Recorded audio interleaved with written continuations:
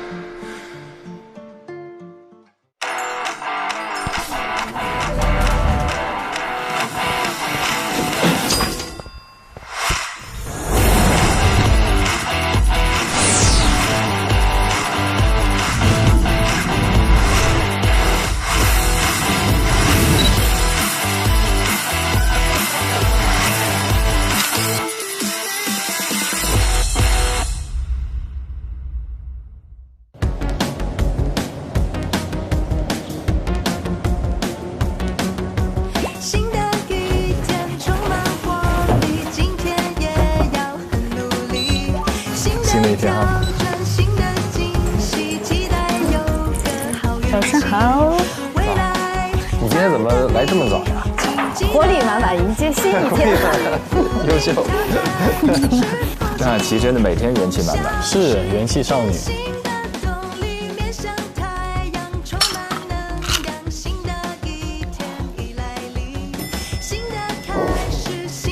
哎呦，怪的嘞，有没有吵起来了？是吧？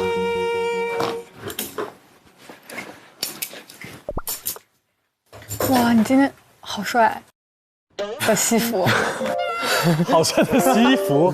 今天换一个风格。Hello， 哇，你这衣服，所有人都看到，都是这反应哈。你今天这衣服怎么穿得跟法官似的？对，就是宽松。你看直男说话，别人都好看，你怎么穿跟法官似的？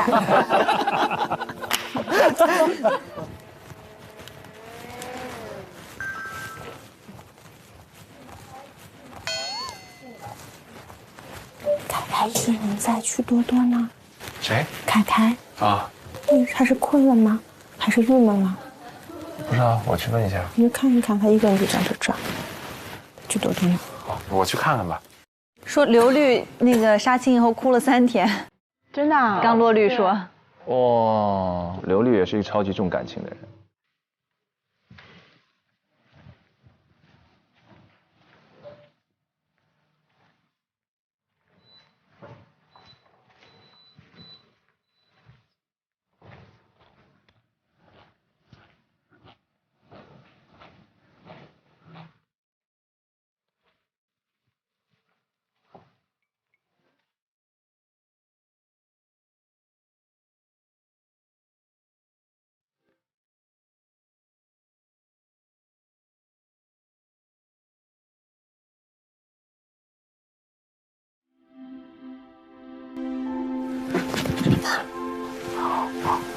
烫了，烫了之后，没有，咋回事？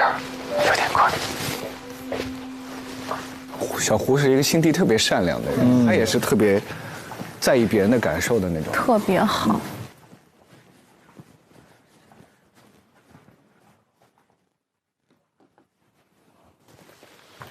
哦，好的，我知道了。行，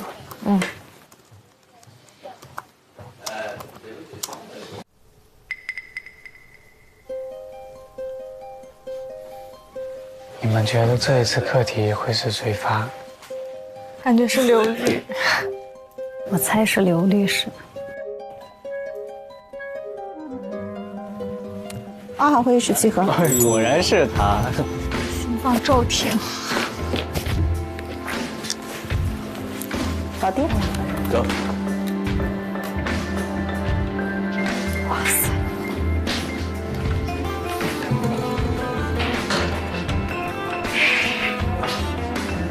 他们这种应对高强度压力的节奏，只能用一句话形容，就根本停不下来。是的。经历了前面几次的课题呢，我看大家每次的汇报都是有几千字甚至上万字的这样一个文字总结。那么其实在我们的实务当中呢，还有一种方式更加形象、更加重点突出、更加化繁为简，这就是诉讼可视化。哇哦，可视化。无论是给客户汇报，还是我们在法庭上去陈述，现在都可以采取这样一种形式。问一下，大家在大学的时候学过这门课吗？我没学过。你又不是法学院，您是在认真回答问题哈。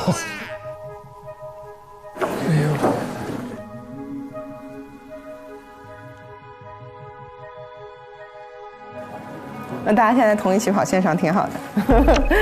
诉讼可视化，我简单介绍一下，它是一种逻辑性、体系性、表现力都非常强的一种说服方式。当然，具体可视化的展现形式是多种多样的，不拘一格的。我们在实务当中需要根据每个具体案件的事实情况和我们所采取的诉讼策略，选择最合适的一种展现方式。小王心里在喊救命。本次课题我们要运用诉讼可视化去解决的是2个案例，2个案例所考察的部门法都是证券法。呀，又是一声救命。我们先来看这2个案子。第一个案件，证券虚假陈述责任纠纷。一个上市公司 A， 它是沪市上市公司，所属的行业板块社会服务、教育。这个 A 公司呢，由于未依法披露关联交易，被证监会进行了行政处罚。行政处罚落定之后，面临投资者提起的证券虚假陈述责任纠纷的集体诉讼。在这个诉讼当中呢，原告主张需要被告去偿付他的投资差额损失等一系列的损失金额，就是我们要做的第一个案子。回头我会把案件材料发到邮箱。第2个案子，内幕交易。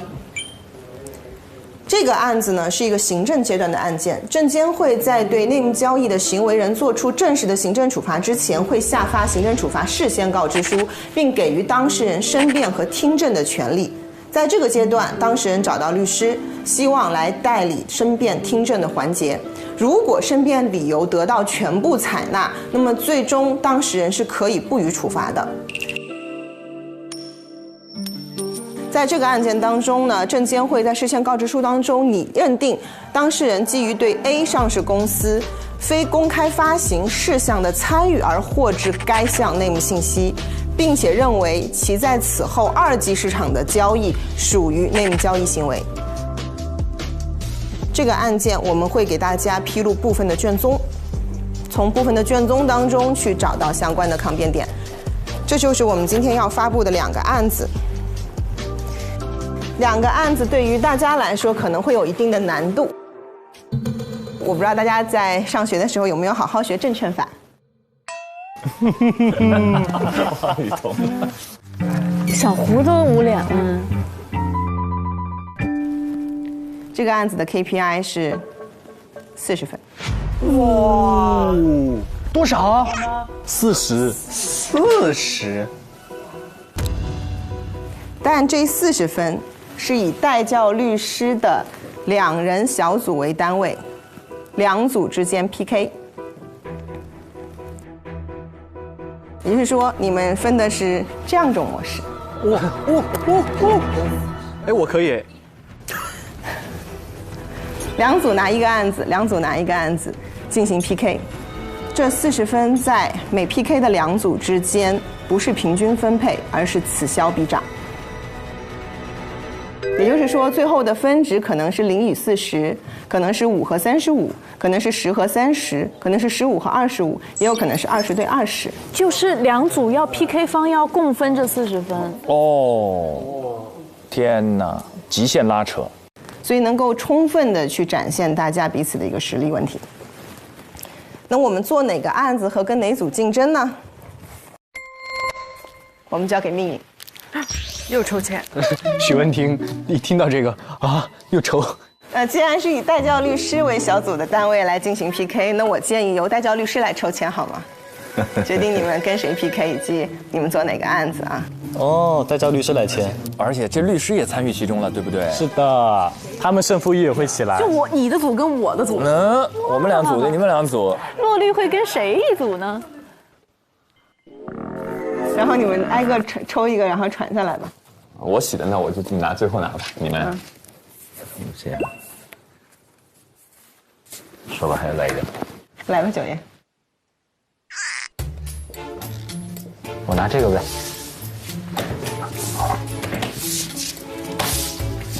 紧张不紧张？刺激不刺激？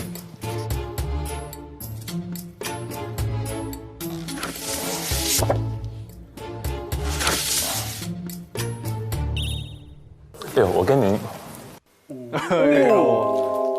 虚假陈述，我跟您做的是虚假陈述。啊，好的，那就是内幕交易。对我们俩组内。你们俩就是内幕交易。那我们洛律组和陈律组的小朋友们自动结为对手，组内是队友。然后我跟人律，我们两组是自动结为对手，组内队友。我们友谊第一，课题第二，好吧？最重要的是我们两组共同进步。好，那么从现在开始，互为对手的你们要展开40点 KPI 的拉锯战了。黄凯，加油！最后给大家看一下，这是截止到目前的 KPI 排名。在这个课题之后，我估计就有可能有人的 KPI 能够破100了。哇！所以，谁将第一个拿到能够最终获得 offer 名额竞争者的资格，我们非常的期待。你们需要在今天下午的6点回到这里进行汇报，对你们的准备时间是很短的。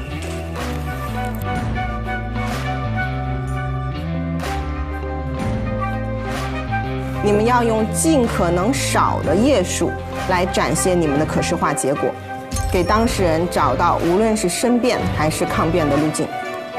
晚上6点我们会在这里等大家，加油！案件有不清楚的可以发邮件给我，同时抄送李龙宇律师。是今天还是明天？今天6点。今天6点。雨桐，你不用担心上一轮的表现炸裂。文婷、黄凯，我们聊一聊。好的。哎，燃起了代教律师的斗志。来，我就喜欢看这种，我也爱看这种。那我们索性就在这儿聊了。那个陈律，好的好的。陈律竟然回去办公室了。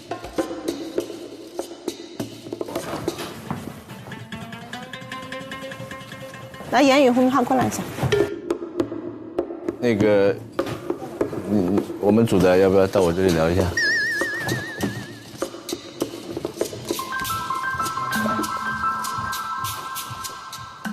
？Team 大肖阳，很强，他们很强。怎么样？觉得这个还比较轻松吗？完全没概念是什么一回事。刚才要做的这次的这个课题，你们是理解还是不理解？我就证券法在学校没有学过。哦，唯一的一个本科生雨桐，你们有接触过吗？可视化没有。你呢？用可视化用过吗？没用过。都是同个起跑线，从0开始。是，好了，你可以忽略掉了，没有什么用了，基本上。没有，他学习能力很强。这个组太强了啊！这2位。言语正确，你做 IPO 你一点概念都没有吗？有概念。哦，他有概念，对吧？3公原则你起码知道。不知道，还真不知道。这次是真不懂。懵了吗？懵了吗？天哪，我还要速成证券法，我现在一整个不，首先这个我觉得雨桐你千万不要担心，以你的功底的话是绝对可以的，以你的功底是绝对可以的。夸夸团。然后的话呢，而且你要注意，就是证券法整个的范围内容是非常广的。你这次我们主要注意的就是虚假陈述。虚假陈述其实可能不仅存在于证券法，但是我可能还是得研究一下证券法领域的。它肯定是以证券法为主。这个在法条里面肯定是有明确的定义的，所以翻翻法条有个概念了之后，他们可能就更好的可以开始准备了。因为其实首先这个课题要分成2个部分，第一部分的话呢是一个法律分析，第二部分的话就是可视化的部分。比你们原来的课题，正常你可能做到这个抗辩思路，把它写下来就可以了。这次要多一步，你还有可视化的展现。你需要向他用一个 PPT 或者是其他的方式做一个 presentation 给他，那要把你能收集到的证据和论点最简单明了的方式呈现给他。跟我们之前的客户会面的不一样，应该要比那个简短很多。你们2个之间的配合呢，我觉得一直是非常好的。对，我觉得这个项目呢，正好是，更加体现你们这种团魂。对外去有一个 PK 的这样的一个机会。这一组搭的也很温暖，很舒服。所以时间对你们来说是非常紧的但是我希望你们俩能包揽1、2名。哇，压力先给到。刘律，加油加油加油！好的，好吧，这个40分我们要以40分为目标。加油！行，快去学习一下吧。好的，真的现在完全是需要开始学习一下。没错，加油！谢谢。我觉得我们组还是有优势的哈，要有信心。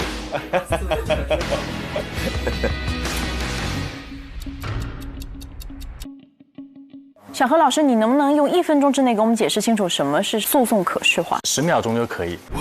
诉讼可视化，顾名思义就是诉讼的可视化。好，听君一席话，胜读一席话啊！就简单讲，就是因为很多时候案件事实不是会很复杂嘛，比如今天有个案子涉及到我们7个人，那我要用文字表述，可能就一大段，我听来听去，最后听是谁都绕了。但是你比如画一张图，每个人 A B C D E F G 彼此的关系给它连个线，然后在上面再画一些人物关系，这种东西也叫我知道了。就像我们拍戏的时候，我接到一个剧本，我就说你能不能给我一个人物关系表？对，谁跟谁一家，谁跟谁出现谁跟谁。剧本可视化，是的，也是一种可视化。我们之前还有一个节目录制的时候，去过杭州一个叫城市大脑的一个大的演播厅，我们看到了交警的信息可视化。震惊，就是整个城市的交通信息在一个巨大的屏幕上，然后你能看到整个城市地图，然后你能看到很多小光点在流动，就是车流，然后马上这个地方红色、紫色、黑色就是堵塞的情况。那么它后面有一套算法，根据它能预判这个路口接下来会有很多车都开到这里，可能拥堵，来调这里红绿灯亮的时间。哇，我们当时看就很震惊，在一切道路不拓宽的情况之下，就通过这一套可视化加算法的搭配，能够让交通的通行效率提升3倍。哇！OK， 那我们刚刚聊到了可视化的部分，那今天呢就在现场，我们就来考察一下在座的各位观察团。我们此时此刻为大家准备了6个信封，每一个信封里都是一道题目，题目的内容是跟我们节目有关，在过去已经播出的内容当中，让所有观众都印象特别深刻的发言。然后在座的各位每人有60秒的时间来完成一个可视化的创作。来吧。哇，好玩。好，60秒倒计时开始。这个东西它应该怎么换呢？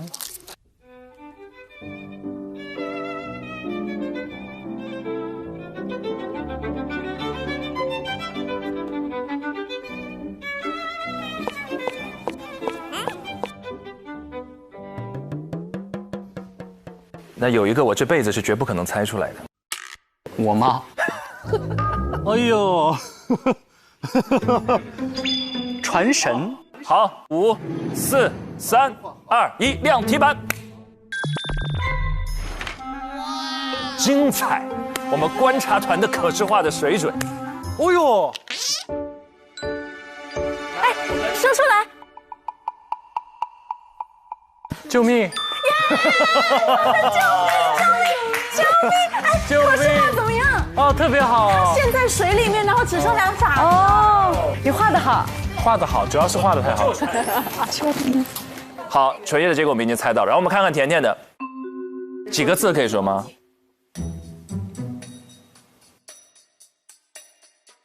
？5个字。花园、开心、童心。不是，这是什么？草地、人。然后呢，这个四周看到这是花园，发光的人。然后发光的气球，颜色，发光的红。上一期谁在金老师的位置？鹏上。哦，你不红谁红？你不红谁红？让我们欢迎彭昱畅，鹏，欢迎。这是你不红谁红啊？不是，这不是它的光芒吗？这个点儿，而且为了提示你们，我还特意画了，这是什么花？小红花。哦，我不得不说，虽然脑洞清奇，但是能圆回来。鹏鹏，你虽然不在，我把这幅画送给你。啊，我们看一看金靖老师的。这很好猜吧？这是自责哭了，是个男孩子在哭。黄凯。有人搭他肩膀，就鼓励他，我加了数字。再见。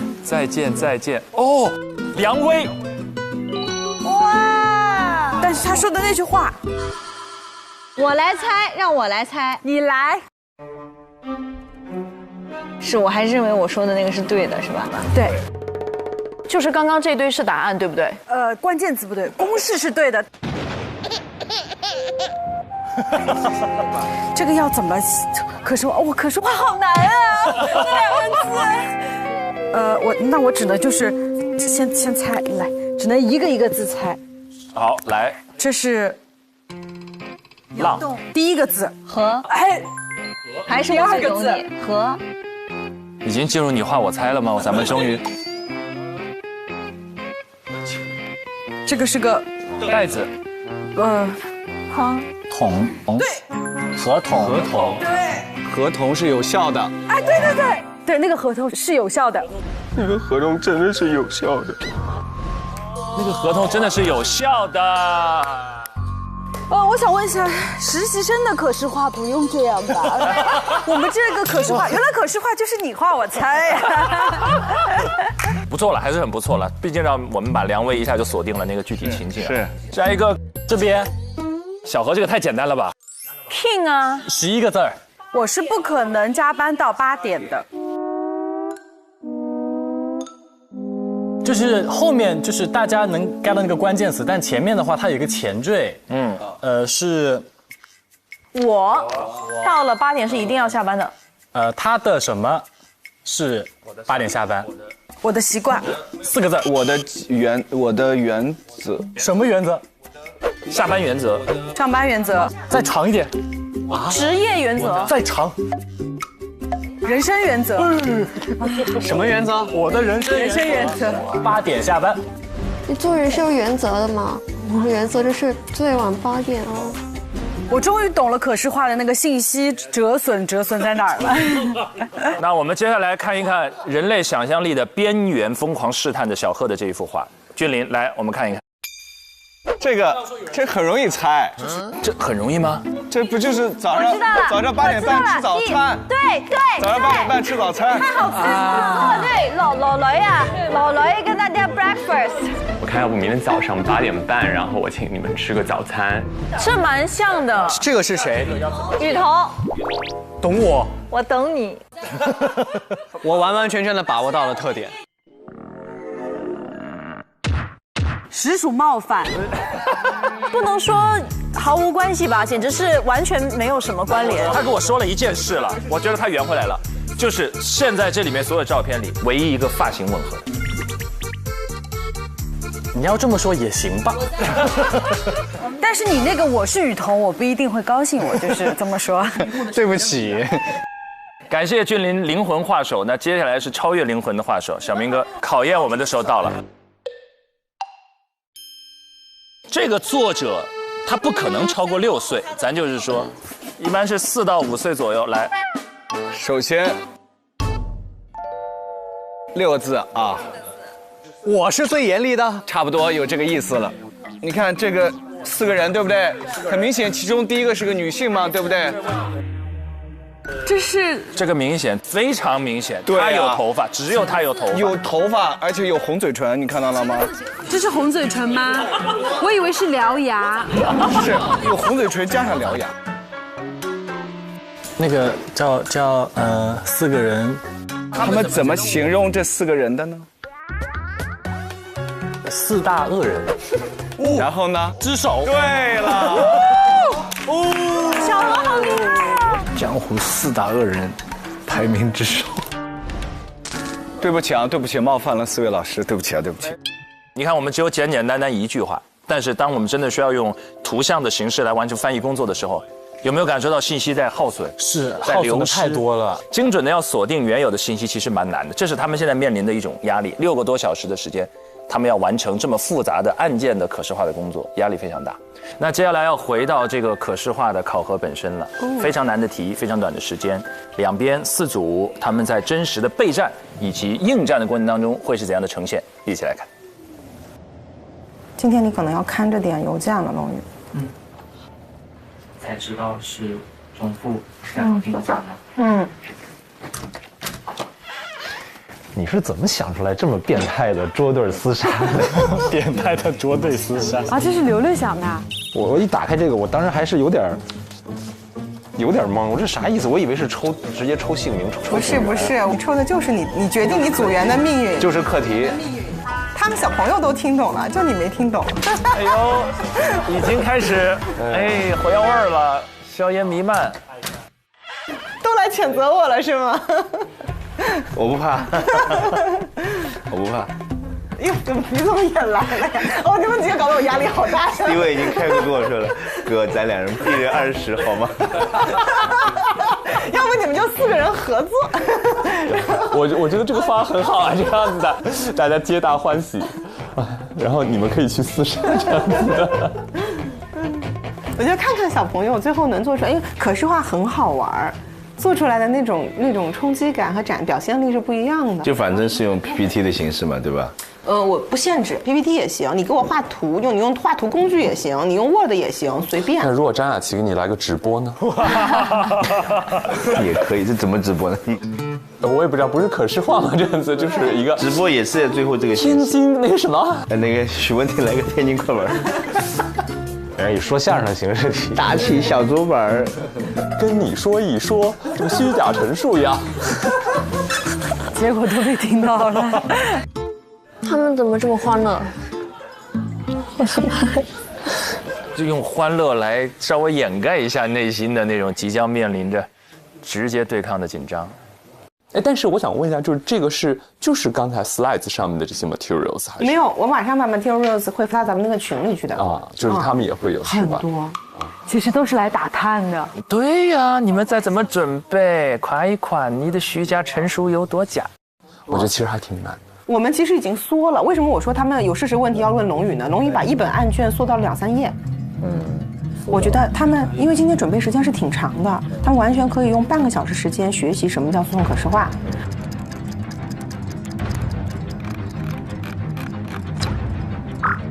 从0到1快速入门。然后可能要用1个小时到1个半小时时间来了解什么叫虚假陈述和内幕交易。然后呢，可能再要用1、2个小时时间梳理案件事实。然后再用1、2个小时时间去做他们最后汇报的 PPT 也好，或者是 Word 也好，大概这样一个时间分配对他们来说会比较合理。反正这个课题呢，你说做1天半也可以，但是他们今晚就别想睡了，对吧？以孩子们这么要强的性格，还不如就卡到6点去汇报。但我没有指导，所以呢，待会儿我可能每过1、2个小时会转一圈，如果发现他们卡得太厉害，那我就同时会跟2个组说一下你们应该怎么样去做。不是你们在这说话，外面听得清清楚楚的。这样啊？是的。这样。也没关系，战略性有。对，他说我没听到。跟你说一说，虚假陈述呀。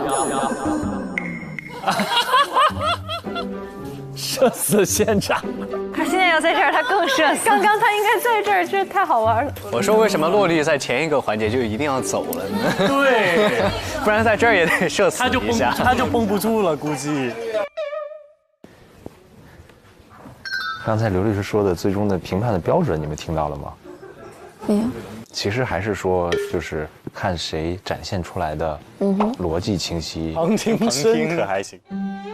然后这个就是陈述的一些点抓得准确，而且一些就不能有错误，对吧？Kim，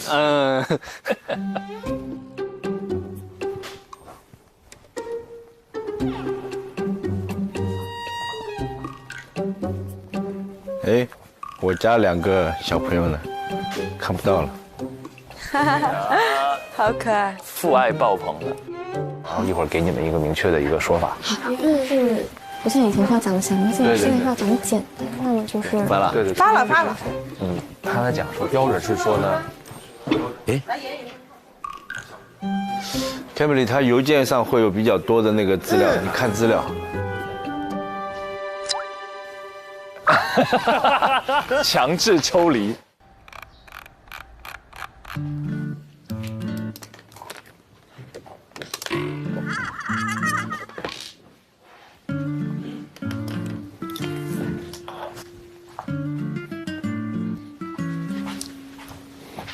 看着，你电脑能打印东西吗？好，我能给你把它连接开了。等一下。吃饭。好，我去找 Kimberly。哇，陈爹带了饭。哎，代教老师很卷哎。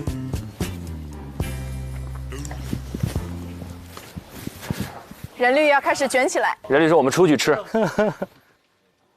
看你们陈爹已经给你们买好饭了。Kimberly， 吃饭。哇，谢谢陈律。有鳗鱼饭和青花鱼饭啊，你要哪一种？鳗鱼吧。好。先让。好。我刚刚打了一份蛮重要的一个法律法规，你看一下。来看看你们卷成什么样了，已经。哎呀，我们再苦也不能苦了孩子，要让孩子吃好吃饱。谢谢。开学第一天，9月1号，真是今天开学第一天。他在看买了什么东西，看一下这个餐标是吧？他给他 double 一下。这些是什么？是啦，每个人套餐里面，套餐里面你也有一个。我先打开吧。我先观察一下。观察啥？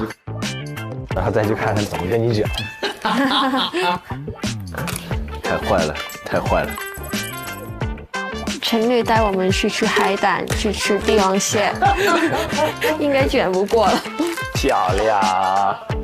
这是他的咖啡，看起来并不是那么丰盛吧？工作简餐还要工作，心里有数了。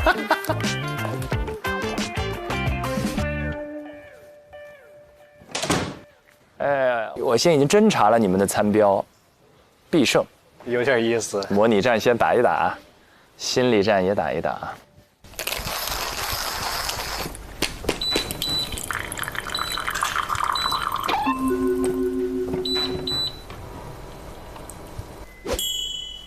哎呦，哇，感觉自己赢了呀！来，先给你们俩一人倒杯浓咖啡，提提神儿。哎呦，爱心手冲，这个战场上先已经 PK 起来了。谢谢了，谢谢人律。没事，我再给你拿个杯子。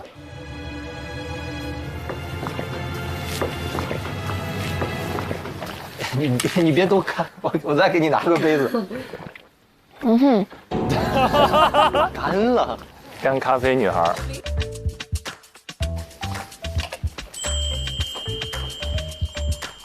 谢谢。来，再给你加点，也别太多。谢谢。它这没有刻度，我再给你把这点加进去。来，先提提神儿。家里孩子考试，后勤得跟上。对，你们想吃什么，我给你们定。没有关系，我们还没决定好，没想好。啊，那我随便给你们定点，好吧？你们就踏踏实实的干活，随。谢谢。后勤我包了。后勤我包了。可爱。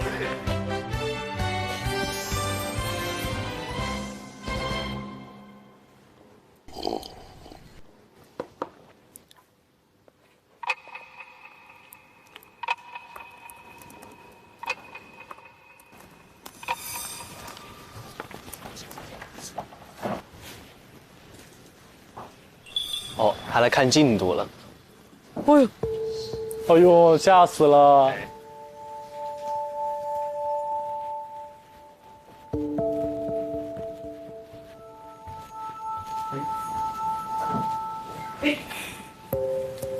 卡住了是吗？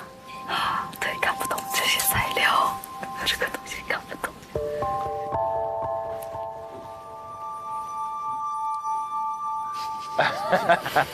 哎呦，就笑笑，啥也不说，慌的不行。做可视化的方法都分为4步。你觉得你现在听我的课还来得及吗？那个课是3个小时的。啊，线上学习流利课程。来不及。后悔吗？当时没看到这条。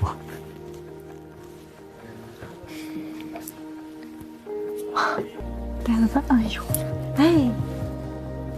这个是我房间拿的那个是吧？我自己带的。你自己带的是吧？嗯，这是有捷径的。但是我感觉东西很少，里面东西太少了，还是得看专业的司法解释。你就去看司法解释就行了。嗯，你看司法解释就可以。嗯，司法解释够用。哦。然后你再找个案例。嗯，你就基本清楚了。好。我们也想要这种提示。不行，我对你们俩格外严格。加油！要不，您对我严格一点，提示一下网易言语。对呀，我可以来一点提示，看看你们的进度吧。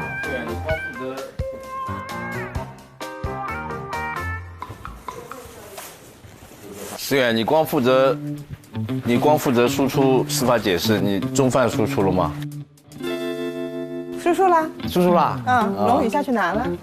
我来了中年级，不需要我自己动手，羡慕吗？我们都是亲自的，亲自。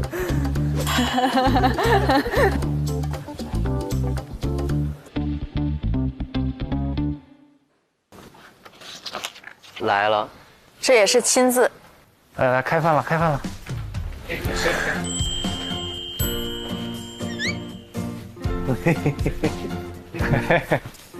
OK， 不行，我们先把饭吃了。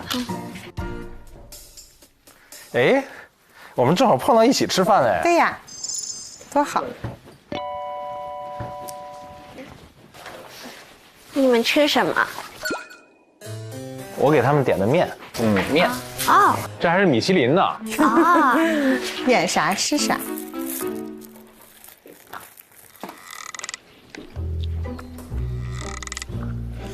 要快1点了，你们也有点饿了吧？应该。嗯。我主要是觉得，人绿自己都噎，他自己别噎。我主要是觉得外卖的话，起码1点半以后你们才能吃上。嗯，哇哦，哇哦，哇。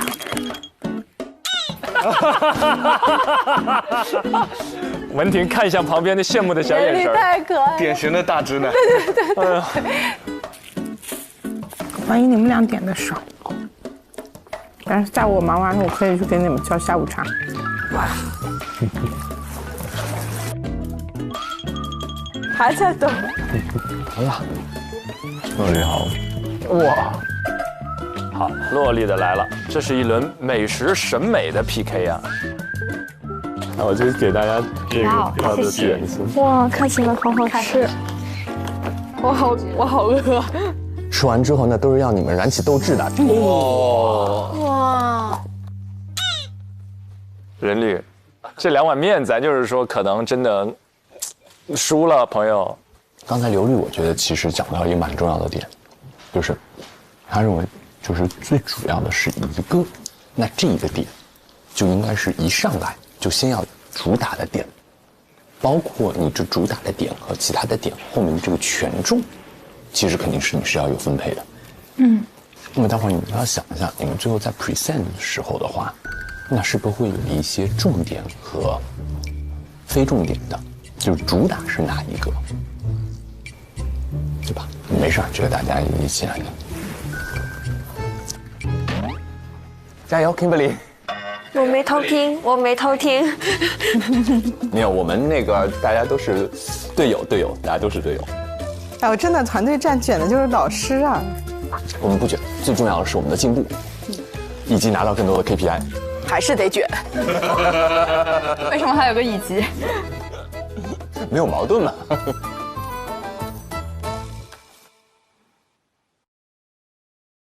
哇哦！那顿午餐其实展现出4个带教导师都是那种神仙领导的感觉。各位在自己的工作当中有没有遇到过那种职场上的神仙领导？我先分享一个小故事好了。就有一天下午，我正在工位正常办公嘛，突然那个我的合伙人从办公室说：“小何进来一下。”我心里一紧，我说又要来新活了，我这手上东西还没干完呢。我正在盘算说如何去巧妙的推掉这个活的时候，他说：“来，这个是你们台州的橘子，拿几个过去尝一尝。”我说：“哦，好好啊！”我本来以为他要给我派活，结果他给我橘子，然后我就拿着2个橘子走回去继续干活。但又想就不对劲。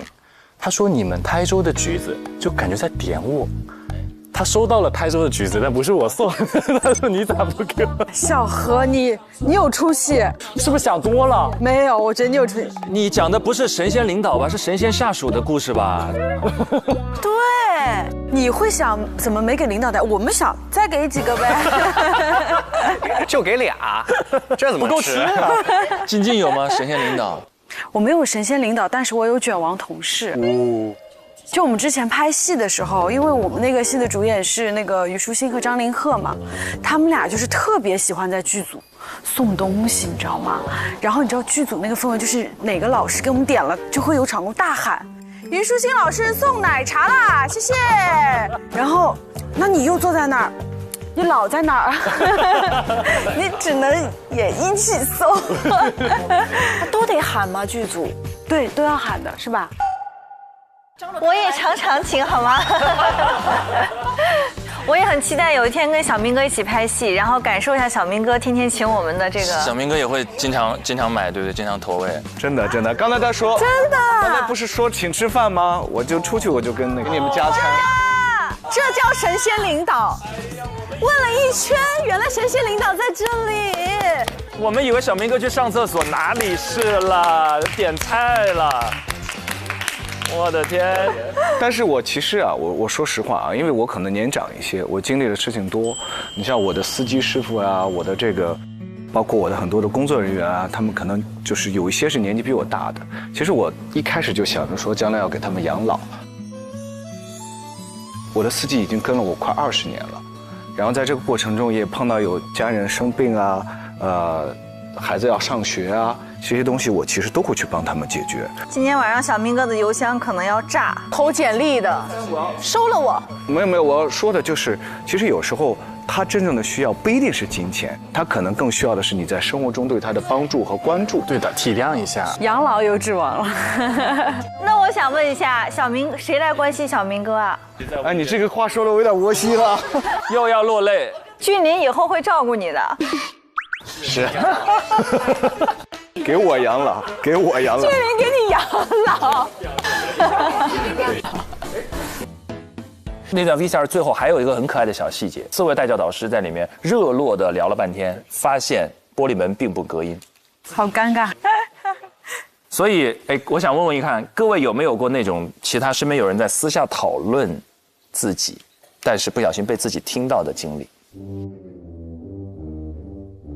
我有遇到过一件非常尴尬的事情，不知道为什么，突然网络上有一阵很流行说我矮，但你们也知道，其实我并不矮。就有一天我去参加一个活动，去一个影院，我跟着几个人走过来，然后旁边就有人说：“哎，黄晓明。”然后突然那个人跟旁边人说：“哎，他怎么那么矮呀？”我当时就干在那个地方，但是我当时有2个反应，一个反应是我应该生气还是不应该生气，但是我觉得我当时还是要稍微表达一下我的观点，所以我就立刻冲过去站到他的面前，我说你来看一下我真的矮吗？他就很不好意思。小明哥，我再追问一下，你刚听的他是说不好的吗？比如说外面在议论你，但是说你好的，你会不会？隔壁说，哎，我今天看到黄晓明了，他其实好高的。对，你会不会走过去？你会怎么样呢？有品味哦，就你会怎样啊？没有，小明哥反而说他矮的，他这样过去；说他高的，他就这样。哪有啊？你说一下嘛。没有很高，没有1.9米啊。对，确实没有1.9米。这么说感觉好像我很矮似的。还是在这个点上。我是吃饭的时候有听到别人在议论我。哦，我和同学在吃饭，然后我们吃着吃着，我是突然听到旁边有一桌说：“哎呦，听说今年新来了那个叫什么贺峻霖。”然后我就这个样子了，放一个耳朵过去，然后我就听人家那儿一段一段的啊，贺峻霖，然后叭说一会儿，他好像还可以哦，人好像听说还不错哦。会不会因为你的身体太明显，他们已经发现你以为你是这样，其实你是这样，别人只能说啊还可以。他们没有发现。我其实本来很想，就是听到有人在夸我的时候，我就很想冲过去跟他们。我是属于那种，因为我不是一直92%嘛，但是当时没有过去，但是我就是，哎，贺峻霖真的好像还不错，不错。对他们表示了肯定啊，点了点头。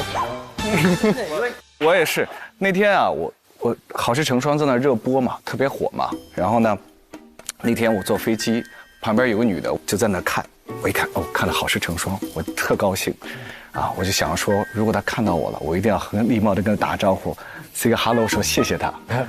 一路上她就没看过我一眼，然后你一直在旁边制造一些。我你知道我在旁边呢，又是吃饭又是摘口罩，然后空姐跟我说话什么之类的。我回头，他还是不看我。哎，你知道小明哥，你知道他在干嘛吗？他在抽离疗法。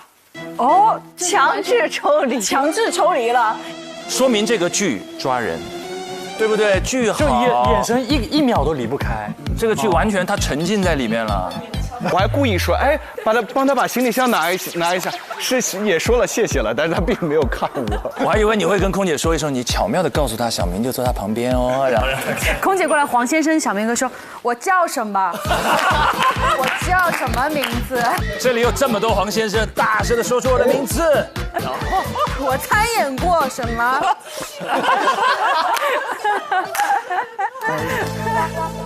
？OK， 我们也看到了大家很真实的在生活中的一些场景了。那接下来要回到这个可视化的考核本身了，非常难的题，非常短的时间，两边4组，他们在真实的备战以及应战的过程当中会是怎样的呈现？一起来看。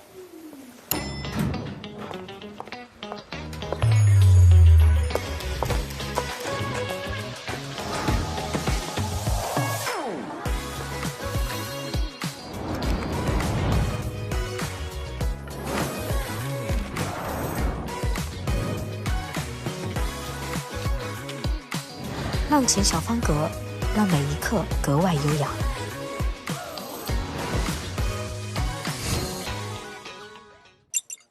因果关系你打算怎么分析？因果关系的话，我看的就是有2方面，一个就是他交易的因果关系，对，就是没有受到虚假陈述的影响，他也会去买卖这股票。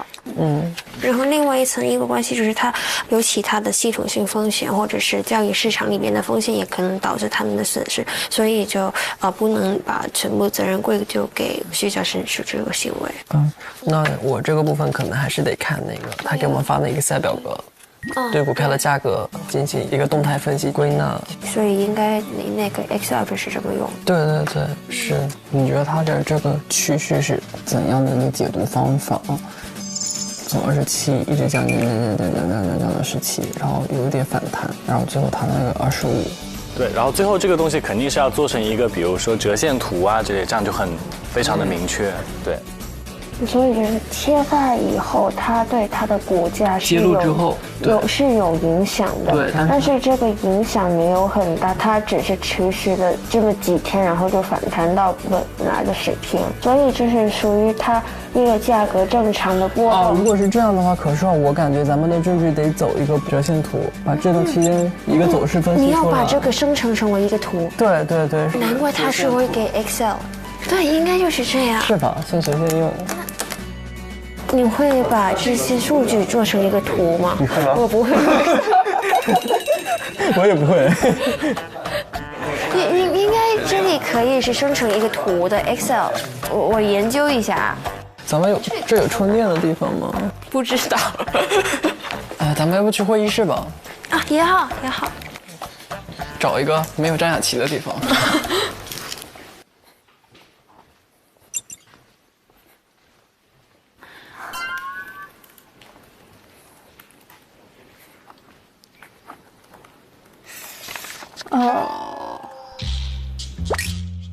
这个具体损失的计算的那种公式其实是很复杂的。这个证券持有变更信息是干什么用的？跟成交量不是一个意思吗？成交量不也是交易，就是交易变更吗？这个是所有的，这是这个公司的，这个是投资者的。对。哦。他们两个干嘛？那这么看的话，你说这个给我们这个文档，它是不是要我们分析出不是因为它的虚假陈述而让我们去买的，或者就算有虚假陈述，我们买了这个也没有得到重大损失？对，我只是这么想的哈。我觉得有道理。天哪，我好害怕，那个因果关系我都没有看，我都不知道。哎呀，主要是它这个术语怎么看？交易价格。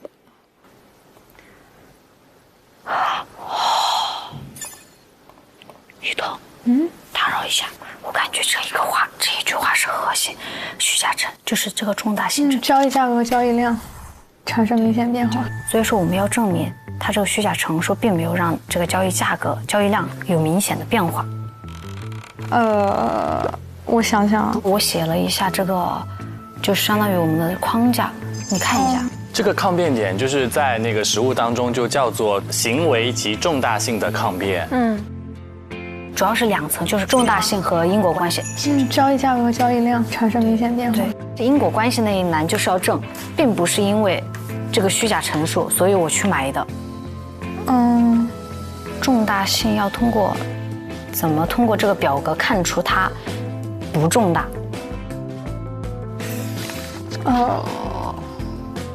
对，我觉得框架大致这样可以。可以，看如果要补充的话再说吧。好，没问题。我们现在得想展现方式了。直播，直播，他站在那边演讲就是直播呀。就是我感觉这个股票价格就是跟那个图有关嘛。对，就是想着我们可以做哪些图表、哪些表格啥的，可以给他们一眼就看清楚的那种。图表是雨桐的优势领域了，上一站它的图表非常棒。我觉得交易价格和成交量可以做折线图，就是你就能看到它有没有下降和上升。感觉这个折线图好复杂，他给我们的材料从1996年开始。不是，主要还是要做那一段时间呢。那就先只看从对，我们先只看日到披露日。对，先看这一段，其他的不行我们再补。这个点也很关键。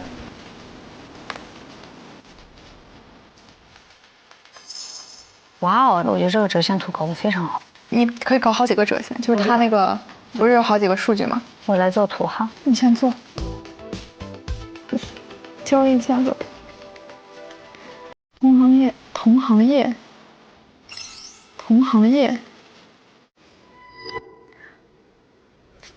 它这个社会行业板块是教育，就是能不能找到那段时间教育的数据？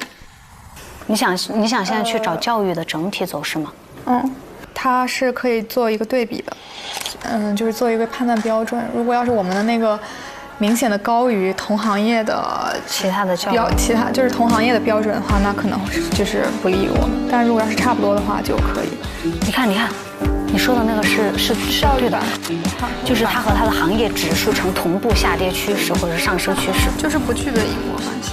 对，不具备损失因果关系，属于就是教育行业的系统性风险。你这个是一个很重要的点，但是我不知道在哪里找这个数据，因为你那种应该去那种证券机构看的嘛。是的。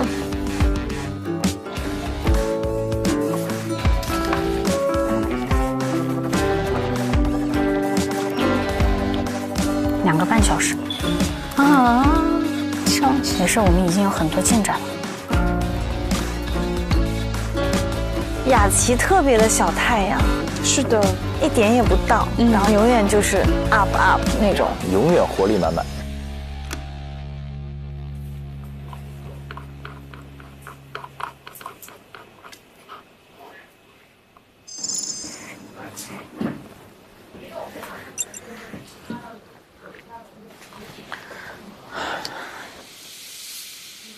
我其实有点小担心，真的就是从零开始，你就说把这个点明确的提给他们，他们都不一定能够做出来。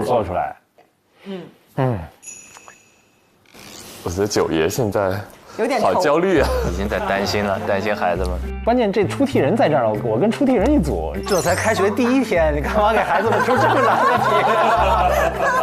其实胡明昊和言语挺好，我看到他们一起讨论互动非常多。对。其实我们有一个比较初的想法，就是哦，他们俩这已经我也这么想。对。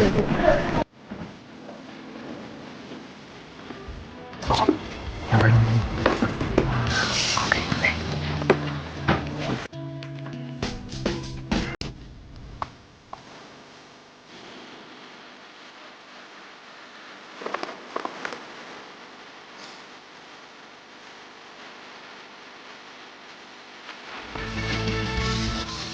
我大致做了个实验表。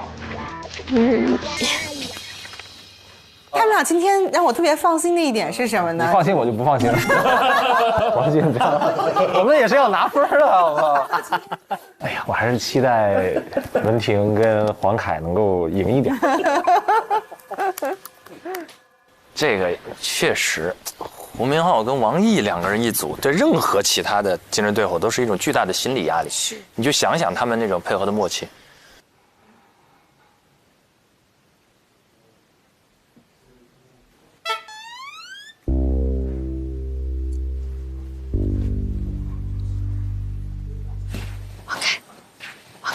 要不要先讨论？我是觉得看这种东西，我一个人看会很困，所以我要跟你边说边看。首先，他这个要求的是我们去为赵某不构成内幕交易进行听证的申辩。对，也就是说，我们要证明他的这个行为不符合内幕交易行为的构成要件。来吧，你觉得是不是2样？一个是把事实搞清楚。第2个就是哪一点不符合构成要件，然后在这个过程当中把法律依据写上。所以我们还是先对一下事实。文婷思路还是挺清晰的。所以前面就是他有一些债务，他想要重组，但 B 公司不行，所以他找了一个中介，一个证券公司去帮他找其他人进行一个非公开的发行股票方式的募集。他就是在这个10月17号的时候公开了这个内幕信息，所以他的内幕信息其实就是一个非公开发行股票。哎，我觉得这是一个点。假如说啊 ，A 公司本来说是我要跟 B 公司去进行债务重组，他后来去跟 C 公司了，但是我们行为人只知道他跟 B 公司这个事情，并且买了股票，那我们这个行为人犯法吗？我觉得是这个点。就是说，行为人他知道这个错误的消息，然后去购买了股票，但是获得了一样的有利润的结果，那么他构不构成内幕信息这个泄露罪？我觉得这个好这个点，虽然它不一定是最强的一个抗辩点，我觉得是一个点，你觉得呢？是，我觉得黄凯还没听明白，对他还需要理解一下。想想。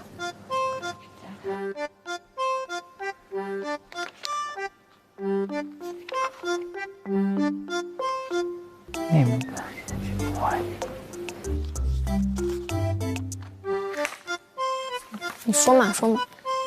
我现在，你说这个点我还没 get 到想通，对，没 get 到，那没 get 到我们就继续聊啊。就是我的点在这儿，因为我的点不一定是对的呀。就是 A 公司本来是打算跟 B 公司债务重组，对不对？对。但他后来在这里写到 ，B 公司向 A 公司发案称我不跟你把债务重组了。A 公司其实后面又向另一个就是这个肖某，去寻求帮助，说你能不能再帮我去找别人去债务重组啊？所以这是2件事儿，一个是 A 对 B， 一个是 A 肖某7家。如果说我们的行为人是基于 A 和 B 公司之间的关系，并且还公开了的情况之下去购买的他这个股票，那么我觉得我们的行为人就没有一点的错。但是如果说这个行为人是在这个时间点之前的话，那他就还是在属于一个内幕。文婷也很好，真好。文婷也很愿意去帮助伙伴一起去往前推，不是说你可能基础差一点我就自个儿做了。就这怎么实习生会这么好啊？我懂了，我懂你的意思了，我真懂了。我现在捋一下，如果有什么就是不对的，或者说你的想法，我们就一起讨论。我觉得前3页那个，我们应该找出来哪些点提到，他从8月6号开始提到非公开发行那个，8月10号也提到了。我觉得8月6号以后的很多时间点都很重要。而且我们就是展示这种重要的时间点，可以的一个时间线。很好啊，很有价值。做一个时间的可视化。牛，文婷的鼓励也是恰到好处。这是2个时间点。哦，这是8月12号，谢谢你。哇，你一直在关注时间线呢，这个是我会有点疏忽的地方。这里有个信息，不知道有没有用。他说去年9月底，徐某要参加 A 公司3年定增。9月底。他9月底说的。哎，不对，10月19号是他跟赵某的首次通话，他凭什么说9月底他接到这个电话？黄某说谎了。对。鸡皮疙瘩，好的，是吧？哇！黄某他为什么要说谎？看一眼。他真的很能找细节，黄凯的细节上一丝不苟。他的最大的优点就是资料的搜集整理，这是他的工作态度。对，或反复看。那我们要时间线做一个，证据的矛盾做一个。对，证据矛盾要做个表格，差不多。然后那个思维导图就是各种行为构成要件，构成要件可以做一个。来吧。最后做 presentation 的时长是不超过10分钟。哦，还限制了那个演讲的时间。你们现在还有不到1个小时准备时间，抓紧。哎呀，好紧张啊！给你发的记者是这个工作人过一个，给大家进行 A 公司虚假陈述责任纠纷案。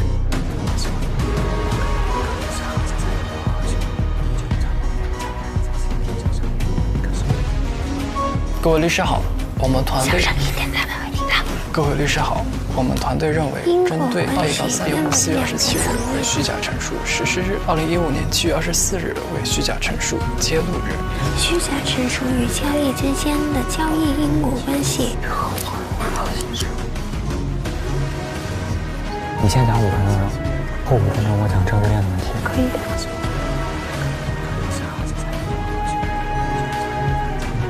在司法实践当中，若行为人为内幕信息知情人。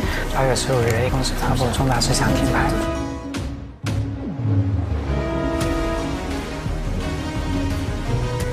我感觉脱稿太难了。你如果背的不熟，就边拿着边说。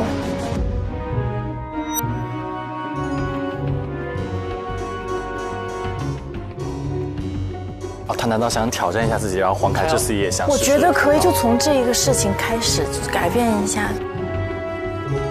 还是一贯的问题，就是你可能在汇报的时候啊，更多的是集中于电脑上的文件上的一些文字。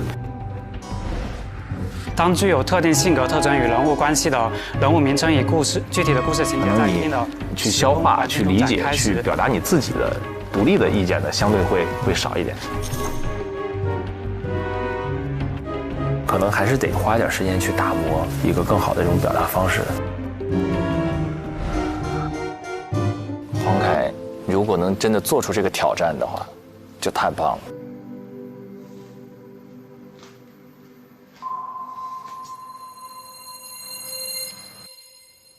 黄凯要脱稿啊？有这个倾向。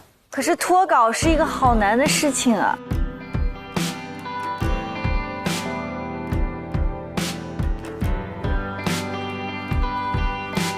各位律师好，接下来由我和许文婷就赵某内幕交易案，如图中所示，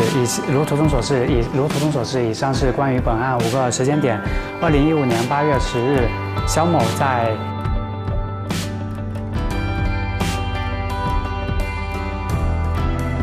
各位律师好，接下来由我和许文婷就赵某内幕交易案进行听证申辩，并以可视化方式呈现。以下是我们的。各位律师好，接下来由我和许文婷就赵某。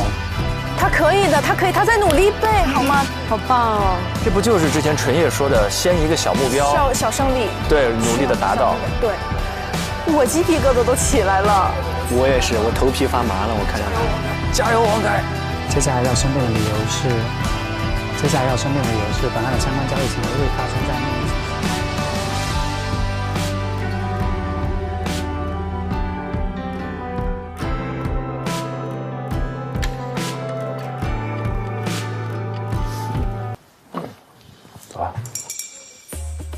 考核时间到了，加油！我们要进去吗？不用。哦，好的。我感觉陈爹比他们还紧张。是在1号这个会议室。老师们坐，把握好时间，加油！加油，雨桐，加油，雅琪。放松，放松。好，那我们开始吧。好的，好。各位老师好，接下来由我和雨桐为大家进行 A 公司虚假陈述责任纠纷案的抗辩理由的汇报。首先，我们主要提出了以下4点抗辩理由。第一，原告并没有因为 A 公司的虚假陈述而受到损失。第二，揭露日后仍然进行买卖股票的投资者，他受损与虚假陈述之间没有因果关系。第三，因系统风险所遭受的损失与虚假陈述之间无因果关系。第四，虚假陈述不构成重大性。首先，针对第一个抗辩理由，我们将通过视频的形式给大家解释。哦，真的用视频了，这么短的时间做了视频，他不会演了个短剧吧？他是动画，我感觉。为什么在本案中，原告并没有因为 A 公司的虚假陈述而受到损失？我感觉这个重点是损失因果关系。现在就看谁能搞呈现好。对，现在就看呈现，他们肯定也找到这个。既然点一样，那我就形式上创新。对，形式上至少要比你更清楚。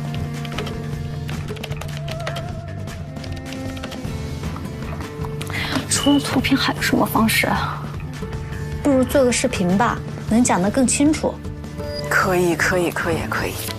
哇，你还有这技能？片子剪出来了，主播的功能上线了，自己剪片子，采编播一体化，有点东西。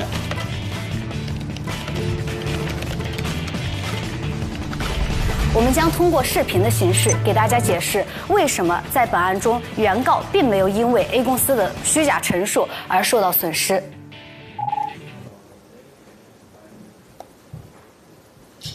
哦，出这点问题。为什么没有声音呢？没有人在这儿放过视频，所以对的，可能没有检测过。没有声音是吧？刚才那个红的。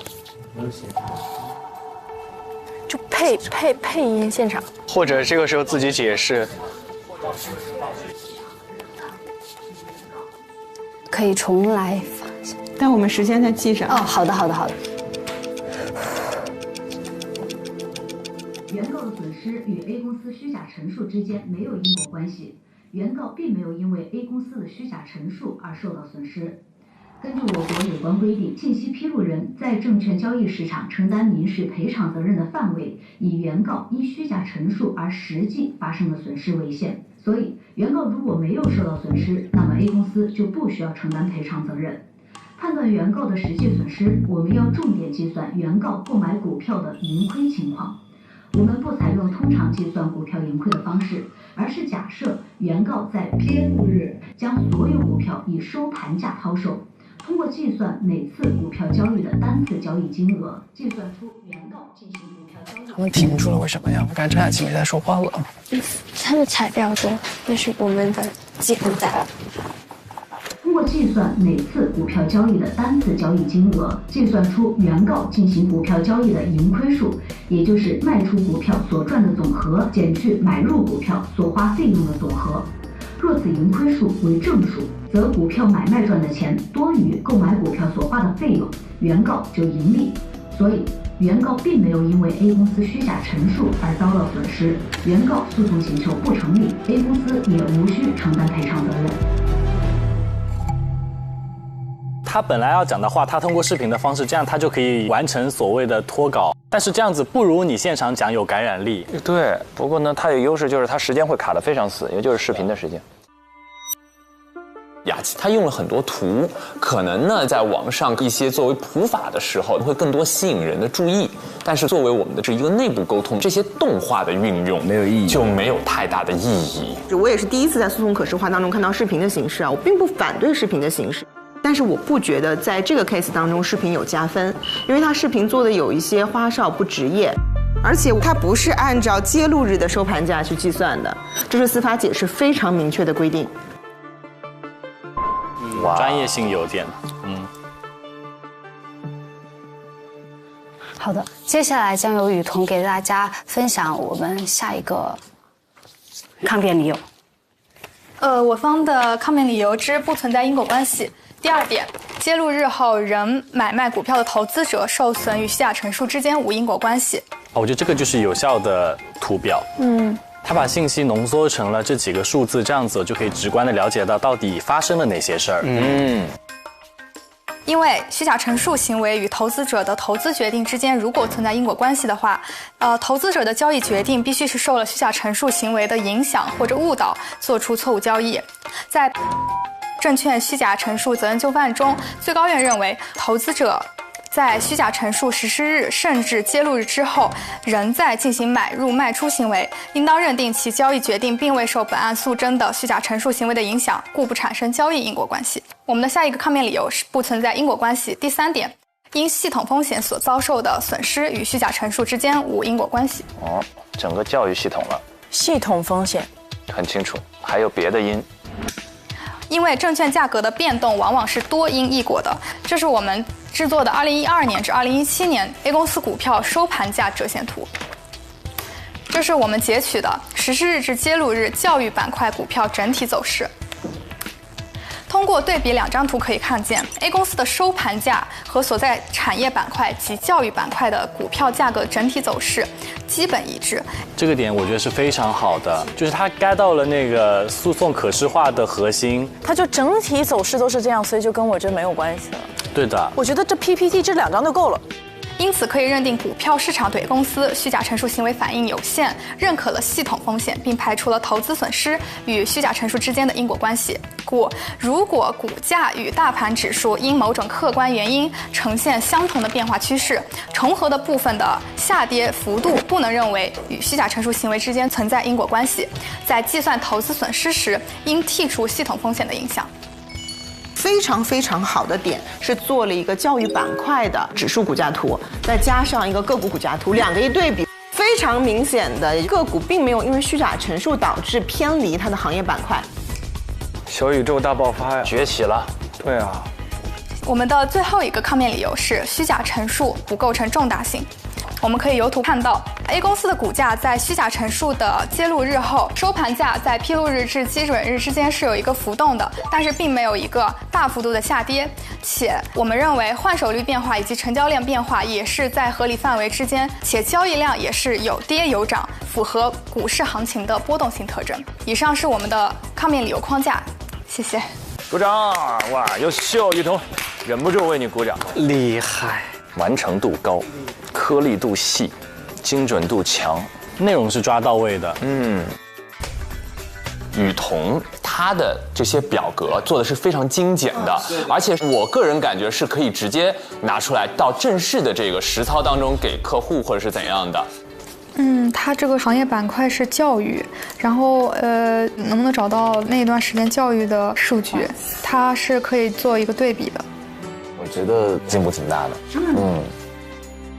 刚才我们是在做自我陈述的时候，你是看着电脑了，但是你当时是应该要和谁去做沟通交流？和大家说是吧？对自己要有些自信，不要在做学生、做律师的时候有更多的这些互动。暗设虚假陈述行为已经受到行政处罚的前提下，上述判决书 presentation 的感觉是出来了的。今天也是特别的自信。哇，就慢慢那个真正的那个律师的那个就活脱脱的就出来了，已经成长了。他之前一直盯着地或者盯着手上的稿子，他现在是跟导师们在接触。好的，2位同学坐在这个位置留下来，然后我们会去喊第2节。好，留下来听啊，直面啊。所以说这雨桐，你刚才说的先意外吗？非常有优势啊。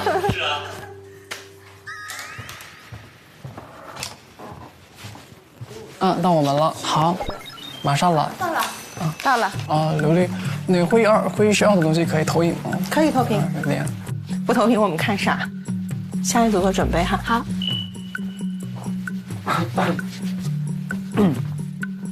非内部信息公开采用非内部信息公开采用刑事公开论。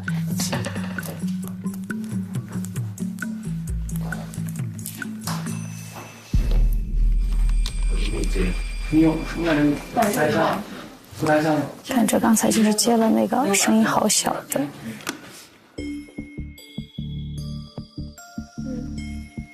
应该是这个，对。好，可以开始了吗？我们要计时，5分钟和9分钟，我会提醒。让我帮你按吧。好。好。开始。好，各位律师好。我们团队认为，针对被告的辩护思路，可以从3个角度出发。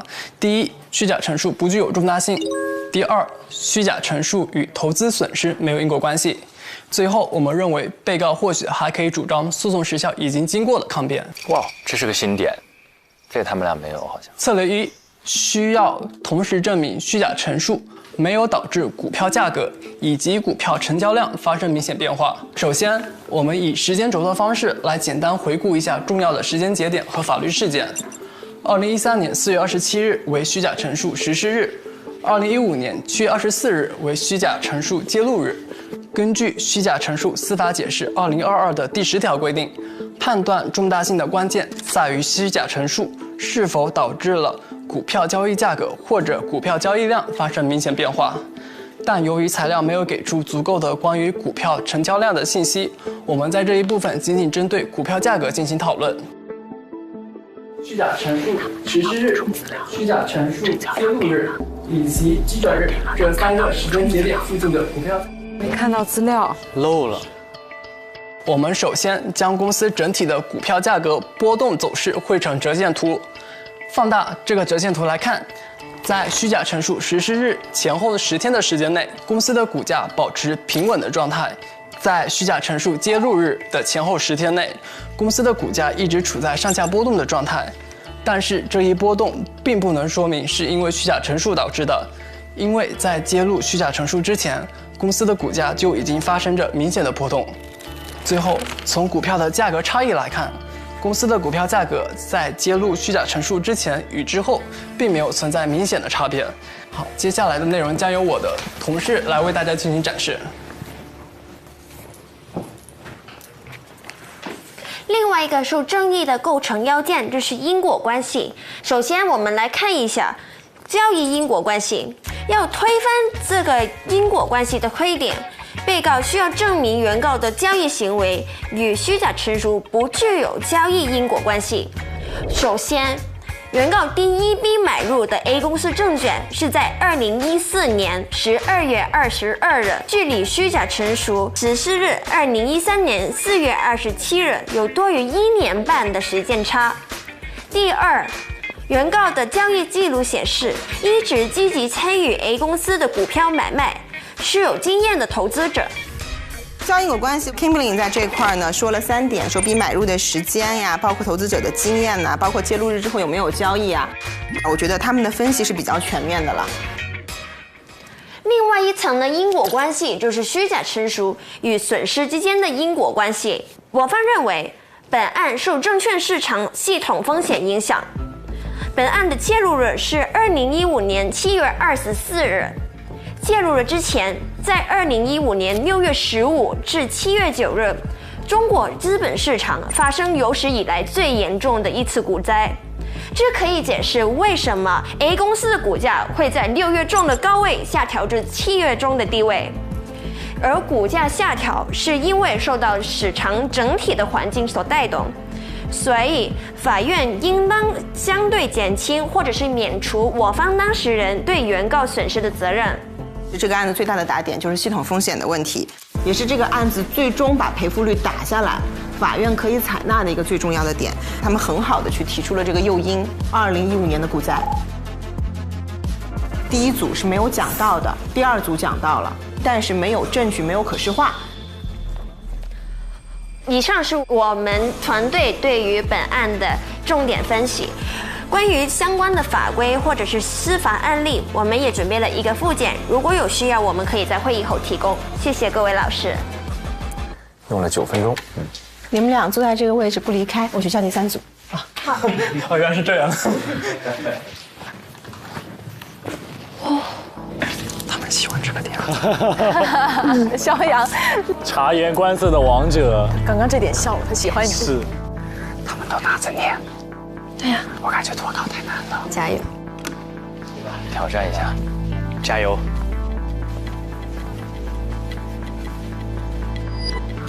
快到了。第3组，好来了，可能需要你投一下屏，因为你有最后版本。好。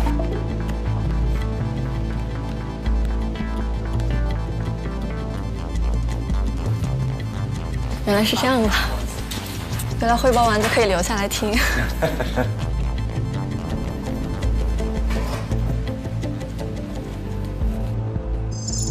好，我们开始。好。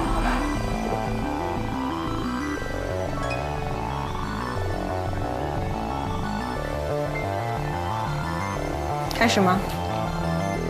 好。扔掉，加油加油！各位律师好，各位律师好，接下来由我和许文婷就赵某内幕交易案进行听证申辩。漂亮！哇！并以可视化方式呈现。以下是我们的申辩理由，这里先由文婷为大家说一下我们的申辩点。漂亮。首先想向各位律师介绍一下，以下是我们申辩的要点。第一点是相关信息是否构成内幕信息。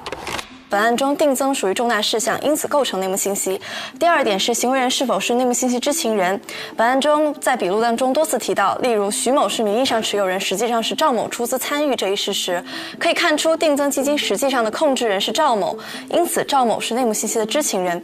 第三点即是否发生在敏感期内，若行为人是在敏感期过后发生的交易，那么就是基于公开信息进行的交易，是我们可以探讨的申辩点。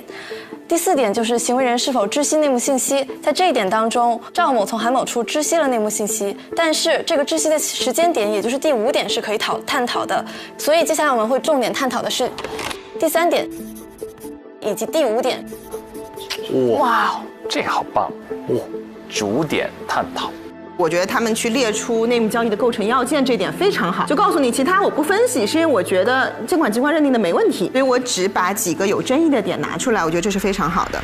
现在我们要申辩的理由是相关交易行为未发生在内幕信息敏感期内。以上是本案中5个时间点。2015年8月10日，肖某在 A 公司实际控股人的授权下拟好非公开发行股票的简易方案，颜色他也花心思调了。8月15日 ，A 公司发布重大事项停牌进展公告，提及正在商谈债务重组，并且向公众表明在符合条件下予进行非公开发行股票。人律笑了，他的语速变快了很多，自信了，找到感觉了。内幕信息公开是指内幕信息在国务院证券监督管理机构指定的报刊、媒体等网络进行披露。基于上分析，我们认为在8月15日这个时间点构成内幕信息公开日。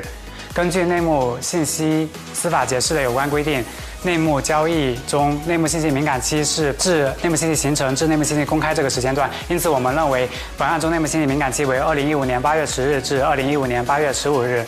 哇，好，就看到我都在对打鸡血了，你知道吗？一个字都没错啊，这么复杂的，我又想哭了。我也是，小明哥，我懂，我刚刚也是一直在自己整理，自己成文，自己脱稿。其实我觉得今天黄凯进步还挺大的。以前好几个课题的时候一直在 Q 他说在念经，在读这个法。他今天表现力还不错。他今天基本上脱稿，而且表现力还是不错。今天我就一直看到黄凯他在门口这边，然后自己就在那边演练。各位律师好，接下来由我和许文婷就赵某内幕交易案，如图中所示，以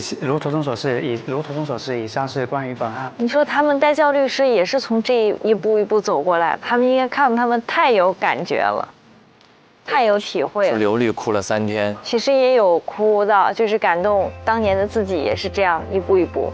8段青春映出来自己一段回忆。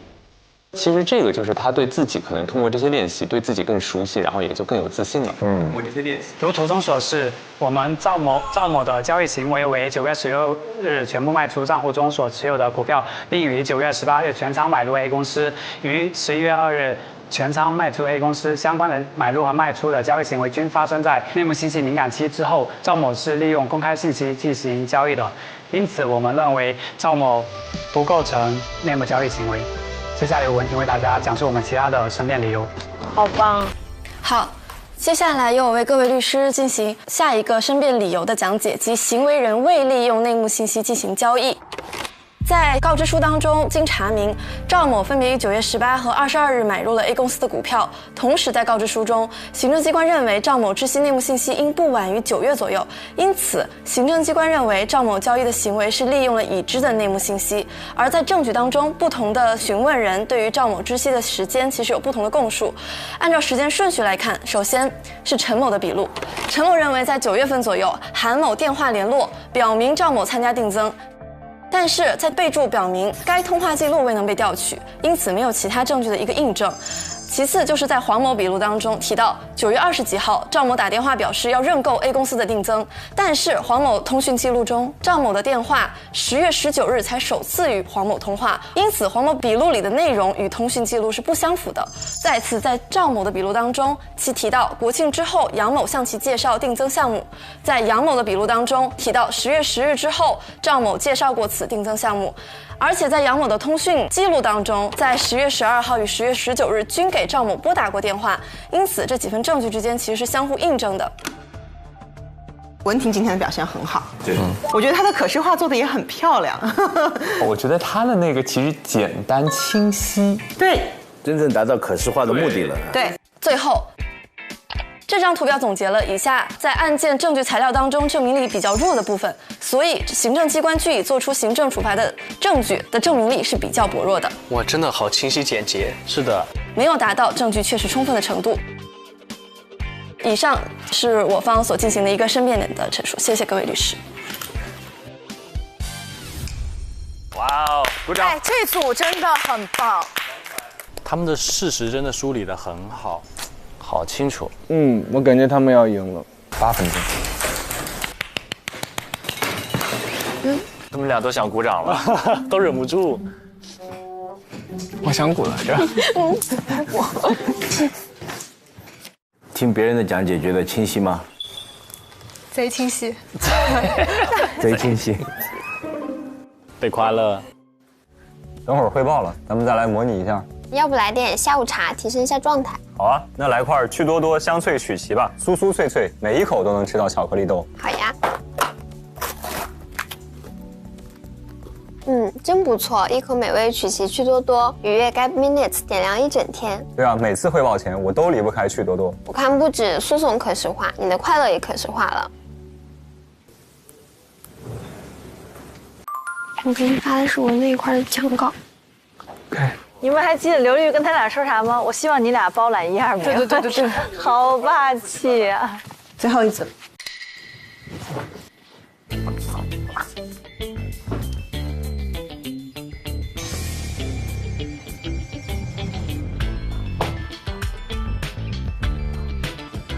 这么多人，原来是这样的模式。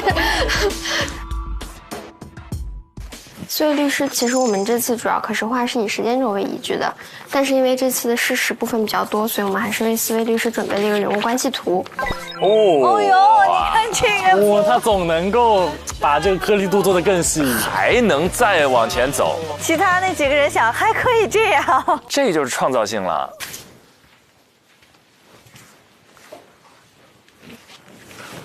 本次我们所讲的案件是赵某涉嫌内幕交易 A 公司的股票案。具体这一次我们的申辩其实是2大部分，第一部分是我们觉得赵某并没有利用内幕交易进行交易，第二部分是说内幕信息并非 A 公司要进行定增，而是定增的细节安排。首先，根据这个行政处罚依据，他们的依据是认为赵某主要存在3个比较异常的行为。然后接下来我就会给大家解释一下为什么这个行为是赵某的一个正常判断。首先我们先来看一下赵某的身份，赵某其实是上海这间公司的执行董事跟法定代表人。通过这个我是想说明赵某本身他不仅仅是一个金融行业的一个从业人员，而且是具备相应的这样一些专业能力甚至是管理能力的。然后我们再来看一下为什么赵某的各个行为都是正当的。首先他的第一个行为是在9月16号这一天，他把所有的股票清仓了。那根据所有的新闻以及网络公开信息显示，在 A 股在当日收盘前暴涨5%，在这个绝好的时期清仓是再不过的，因为它是 A 股的一个制高点。漂亮。此后赵某在2日后开始选择了 A 公司的股票进行投资。A 公司目前因为深陷债务泥潭，已经成为了 ST 公司，股价处于低位，是好的选择之一。此外 ，A 公司在8月15号发布公告，对外宣称自己虽然深陷债务泥潭，但正积极与多家相关机构商谈重大事项，说明愿意帮助 A 公司走出泥潭的机构肯定不止 B 公司一家。这也可以说明为什么9月8号的终止公告没有让赵某放弃 A 公司。另外，我们再来谈一谈为什么他在10月2号之后又选择把 A 公司的股票卖出。这个其实是因为 A 公司非公发预案已经发了，这说明这次债务重组已经步入正轨。那么这个时候市场对于 A 公司的信心很自然会增加，那么股价自然会上涨。这个时候又回到了我们的低买高卖原则。当 A 公司股价上涨达到高位的时候，这个时候又是一个卖出的好时机。言语在这里有一个加分点，异常交易其实是一个论证点，但是我觉得可能有限的时间他们来不及，所以我把他们所有交易记录抽掉了。但是言语在没有交易记录的情况下，他仍然去结合了一般的投资理由，去分析了一下到底是不是异常交易的问题，这的确是一个亮点。所以综上，赵某此次的这些全部投资行为都是基于一些正常的合理判断所做出的。然后接下来会有我的队友给大家讲一下其他的。接下来给大家讲一下这个证据链的问题。我们主张监管机构所依赖的证据并不能形成一个完整的证据链来证明赵某确实是利用了内幕信息来进行交易。首先在8月15号的时候 ，A 公司就已经发布了停牌公告，并且告诉大家它要进行非公发。因此 ，A 公司非公发这件事儿从8月15号开始就已经是公开信息。此后在9月16号沪指暴涨，根据当年的金融历史显示，所以赵某在9月16号做出的全盘抛售的决定也是基于公开信息。他俩的脱稿都好有，就是感觉这些话都已经不是背下来了，他就是在脑子里储备的。他理解透了，在讲得很清楚。他们有点天才型的感觉。这个就是说，不光是每天熬夜学习那种，是真的有天分，就别人家的孩子。之后在9月20几号，黄某在询问笔录中称接到赵某的定增意向电话，但是这一条是不可信的，因为通话记录显示，在10月19号，黄某和赵某之间的通话是他们两个的首次通话，而且在10月17号之前呢，陈某与赵某等人面谈过保底协议，而且这个公司的陈某称只见过赵某一次，而且没有任何其他的依据来证明陈某曾经与赵某通过电邮或者电话的形式透露过任何其他的信息。这个案子监管机关去认定是靠2份证人证言，一个是陈的证人证言，一个是黄的证人证言，所以这2个点是都抓到了，这是非常好的。胡明浩和言语这一组的话呢，他们的整个的可视化的这些时间轴其实非常详细，就是一上来感觉啊，你所有东西都列出来了，但是可能让人感觉你的重点究竟是什么？其实你要突出的是哪些，可能是一个相对而言就弱了一些的点。重点的话，文婷刚才做的反而更清晰，因为文婷是结合构成要件去反驳的。和个人的陈述，还有一些电话显示，黄某并没有把这份认购意向协议告诉赵某。等到了10月30号，这个9名非公发的对象就被 A 公司给公开，已经成为了公开信息，所以他所依据是黄某的通话记录、电邮记录和舒某的陈述。等到了11月16号，黄某才邀请赵某和舒某建立了 A 公司定增项目沟通群，也就是说只1分钟，好像太多了是吧？这个对的，你这个信息还是摘得多了。他应该提炼有意义的时间节点，哪怕高亮或者标红都会更清晰一些。直到11月16号，赵某才有一个可能的渠道来了解所谓的内幕消息。之后等到11月16号合同初稿出来后，11月19号和11月26号是整个协议的签字的过程，所依据的是黄某的陈述和电邮的记录。所以说，赵某了解内幕信息是在他抛售以后的，而且在本案中，监管机构未对韩某进行询问，难以确定赵某10月份所了解的内幕信息来源具体内容。一个非常关键的证据在证据链中是缺失的。综上所述，我们主张监管机构所依据的证据不能证明赵某确实利用了内幕信息进行交易。好，谢谢各位律师。9分半，哇，极限！请所有同学回到你们的座位等待。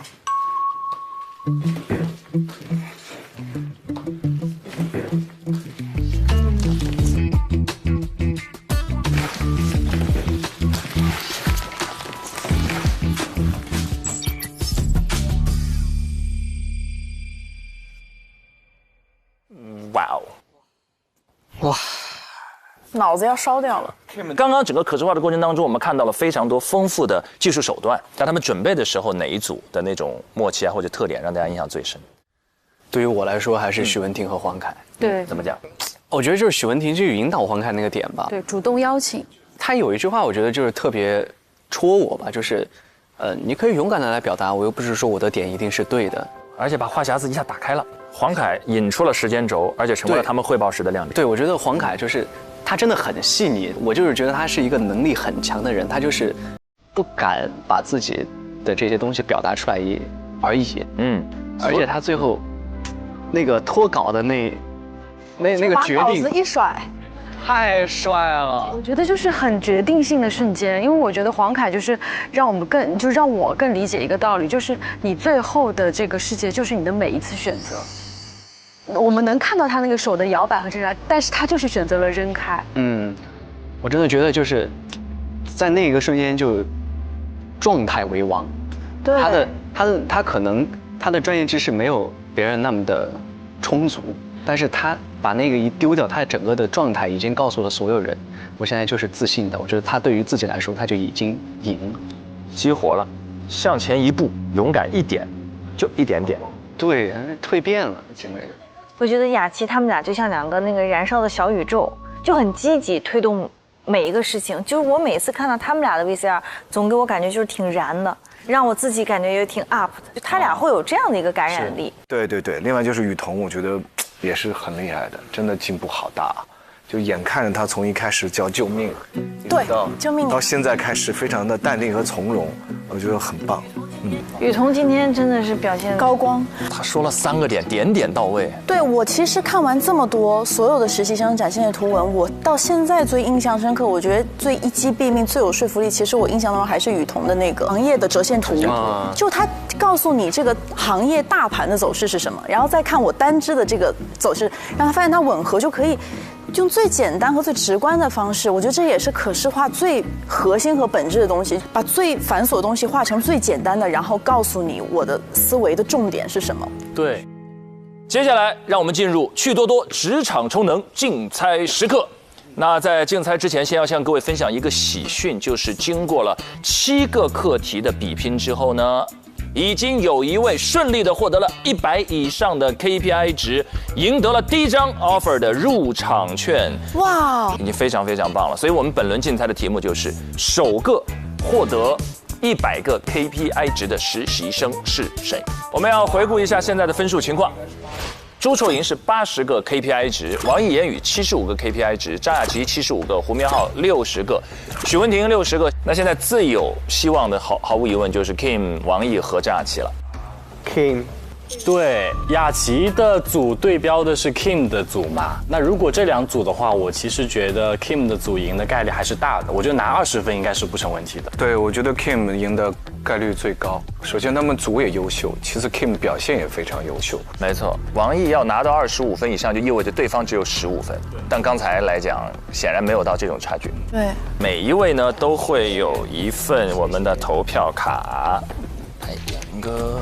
第一个抵达100 KPI， 只要我们当中有4位猜对，我们就可以点亮一盏充能之路。我觉得这次我们会比较统一哈。是的，我给了 King， 来，我也给 King。好 ，King， 金老师已经，金老师画了，你的可视化可以呀。那我们全票是 King 哎。那我们能不能成功点亮第5站充能之路？结果马上公布。来看下段 VCR。我觉得你们都讲得好好，就是我一下能 get 到内幕交易是干嘛的。但我感觉我好紧张今天。我觉得我们是最简单的，应该是最简单的。我感觉可能你是吧。我觉得他们也像是听得懂满意的啊，那就已经算了。你觉得我打岔影响到今天的发挥了吗？没有，完全没有。你说哪次打岔？就是打岔啊！对，结巴了。没有，我觉得你该说的都说出来。那就可以。他觉得自己好像打颤了，但其实没有。我先说一下他们每个观点对不对，然后你们再结合你们对可视化的感觉，再给我一些反馈，然后我们再最终评定一下，可以吧？好的。首先是汪雨桐和张雅琪这组。他们展现出了主要的观点，但是第一个观点是错的。他如果在揭露日和基准日之间有卖出，是按照实际卖出价；如果没有卖出，是按照基准价。这是司法解释非常明确的规定。而且，我不觉得在这个 case 当中视频有加分，因为他视频做的有一些花哨不职业。而且视频上的点，你完全是可以通过你的图片加你的讲演来展现的，而不需要你去录音录在视频里。是。但第一组非常非常好的点，是做了一个教育板块的股价的图，它是指数股价图，再加上一个个股股价图，2个一对比，我想那一块大家应该都有感受，对吧？对，我觉得这个点就拿分，而且拿得很好，本身就是加分。哇，雨桐太棒了，唯一的一个本科生。肖阳这组呢，在交易因果关系这儿，我觉得他们的分析是比较全面的。在系统风险的问题上，他们很好的去提出了这个诱因，在第一组是完全没有体现这个诱因的，但是他们没有去做这个股价的对比，在这一点上非常失分，因为这是这个案子最大的打点。说实在的，这个案子到最后法院就采纳了这一个点，所以在这里是非常可惜的。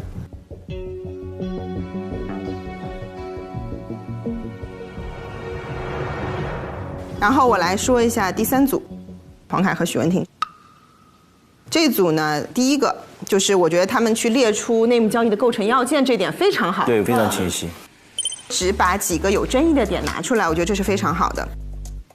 文婷今天的表现很好，按照时间顺序来看，首先是陈某的笔录。陈某认为在9月份左右，韩某电话联络。我觉得他的那个其实简单清晰，对，可视化做的也很漂亮。其实胡明昊的点比他多，对，打点打得比他准。首先在8月15号的时候 ，A 公司就已经发布了停牌公告，并且告诉大家，但是他的展现力、表现力是差的，呈现不好。对。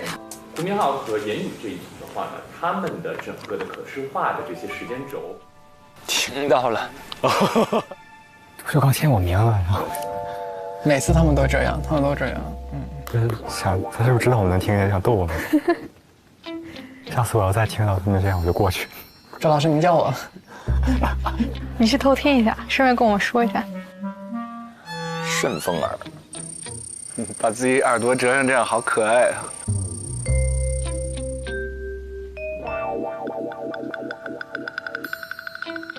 我现在觉得就是0分关系，因为我已经及格了。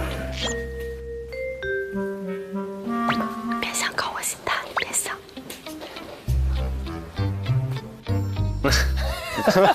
60了，小眼神儿。好好，别搞我心态。对啊，他还在安慰黄凯。我是觉得，个人纯粹从可视化的这样子的一个有效传达的这一点而言的话呢，我是觉得黄凯和文婷可能是更加好一些。胡明昊和言语这一组的话呢，他们的整个的可视化的这些时间轴，包括他们做的这个人物关系图，其实非常详细。但是你希望从这个图里面，其实你要突出的是哪些，可能是一个相对而言就弱了一些的点。下面牵扯到给分的问题。哎呦，4位是自己给啊？怎么给呀？就是给分很纠结，点评很简单。大家怎么看？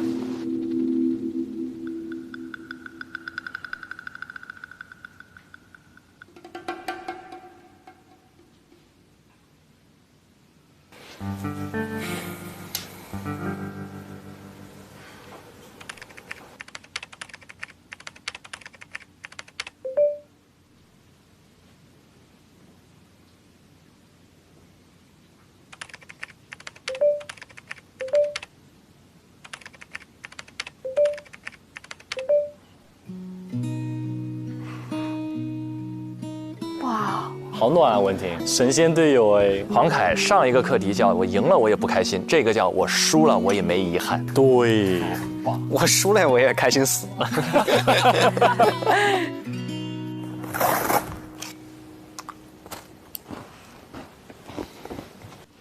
估计有多少？是啊。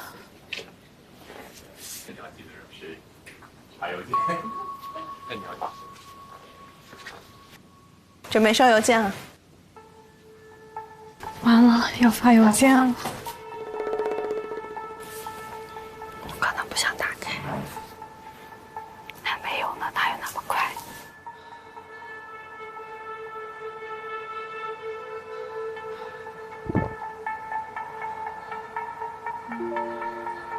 发了。啊。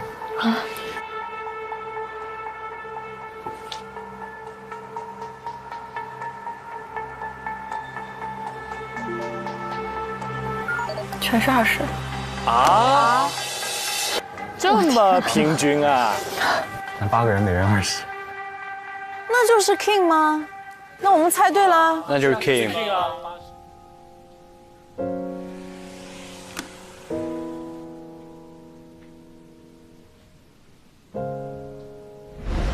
关于敏感期这一块，黄凯的分析是不对的。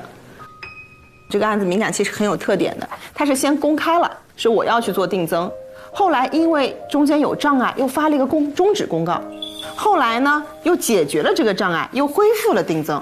所以黄凯一直在分析前面那段，我已经公开了，已经公开了，后面终止了呢，终止之后再恢复了呢，他没有关注到，所以这个点结论整体是错的。可能还真的各有瑕疵。你们俩今天的这个表达都特别好，对，都真的是，尤其是黄凯，因为你一直都还是不错的，在这个表达方面，黄凯今天是进步非常大，总体我觉得是不错。但是，刘律师抓住说你那个法律的一个点啊，就是对，我觉得这个没有关系的，因为这个东西你也没有接触过，对吧？能够做到现在这个程度，我觉得也能看到你的努力啊，真的非常好。主要是我觉得黄凯这一次他自己也说，就是这是他做最满意的一次课题，对他自己真的就是一直在努力，真会鼓励，太暖了，鼓励的悄无声息的。文婷应该是这里面最适合跟黄凯组队的人了，他身上没有任何一个锐角，你感觉？他们第一次吃饭的时候跟九爷，文婷是整个听到那个黄凯的故事啊。是的，他应该是对黄凯最了解的。你说嘛。我现在，你说这个点我还没 get 到，没想通，对，没 get 到，那没 get 到我们就继续聊啊。因为我的也不一定是对的呀。这个我看了一下，其实这个杨某和当事人他们时间线是一样的。哇，你一直在关注时间线呢，这个是我会有点疏忽的地方。你如果背得不熟，就边拿着边说。我应该能背熟。如图中所示，我们赵某的交易行为为9月16日全部卖出账户中所持有的股票，并于9月18日全仓买入 A 公司，于11月2日全仓卖出 A 公司。相关的买入和卖出的交易行为均发生在。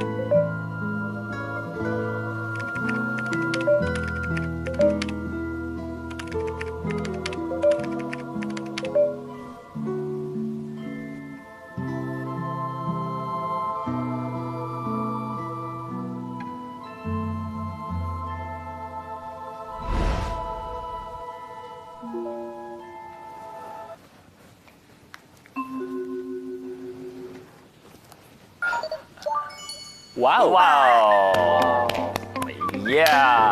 我们对了，拿到入场券了。我晚了很多才看见店哟。恭喜，恭喜，恭喜，恭喜！谢谢。啊，太难了。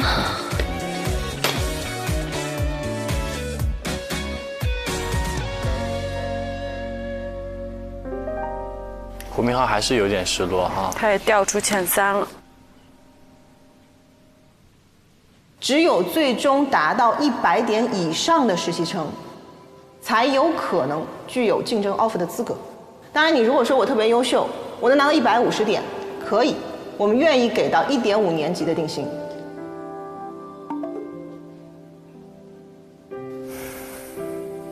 各组想单独复盘的，可以找各自的代教律师。要不要小落绿？感觉我在无颜面对落绿了。没事。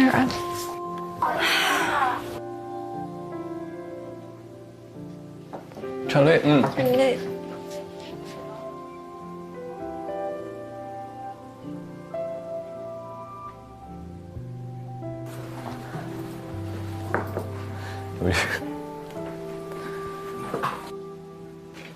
对现在自己 KPI 是什么想法？有点少。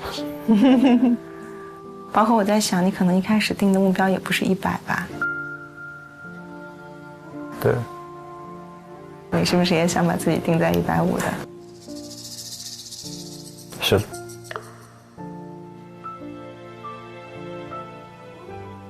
现在第7个课题还只有一半多一点。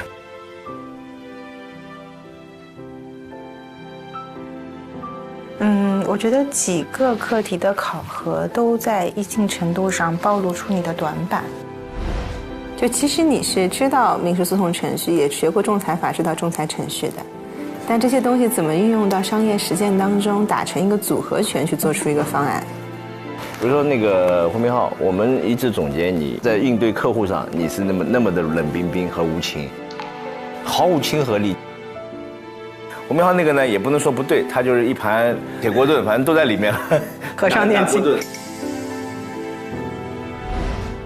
包括有一些你到后面汇报的时候的一个表现力、展现力啊，以及汇报的时候怎么去体察对方啊，这些其实都是一个基本技能。学生气还是太重了一些。所以你会说拿到案子之后啊，我先去看法理，我先去看论文，其实你今天你说的点跟许文宁说的点是差不多，甚至我觉得有一些基本点你们还要更全面一些，但是抓耳你就不如他抓耳。然后我还是觉得你可以不用那么着急，可以慢慢来。明白。好，那我没有，暂时没问题。对，就不要着急。好。好，谢谢刘律师。没事。他有方向了，我觉得。明白了，律师的感染力。这一下就点通了，他通了，我觉得他心里通了。这个就像我们在说台词似的，那你得有感情的表达和没有感情的表达，它出来会是2种不同的效果。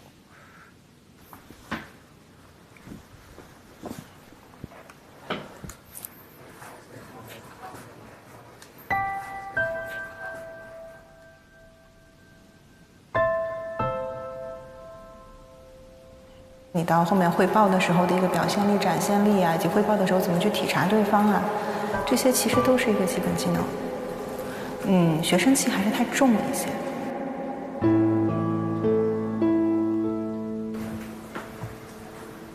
哎，我很沮丧啊。没有，我在想我怎么让自己变亲和一些。其实他一笑，这个虎牙多有亲和力。那就常带微笑，经常露出。我昨天其实对着镜子练带微笑说话，对着镜子练，特别诡异。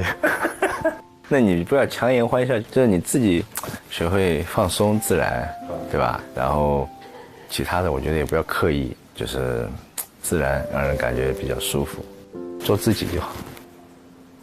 好，谢谢陈律师。他昨天就对镜子练了，说明他自己也意识到。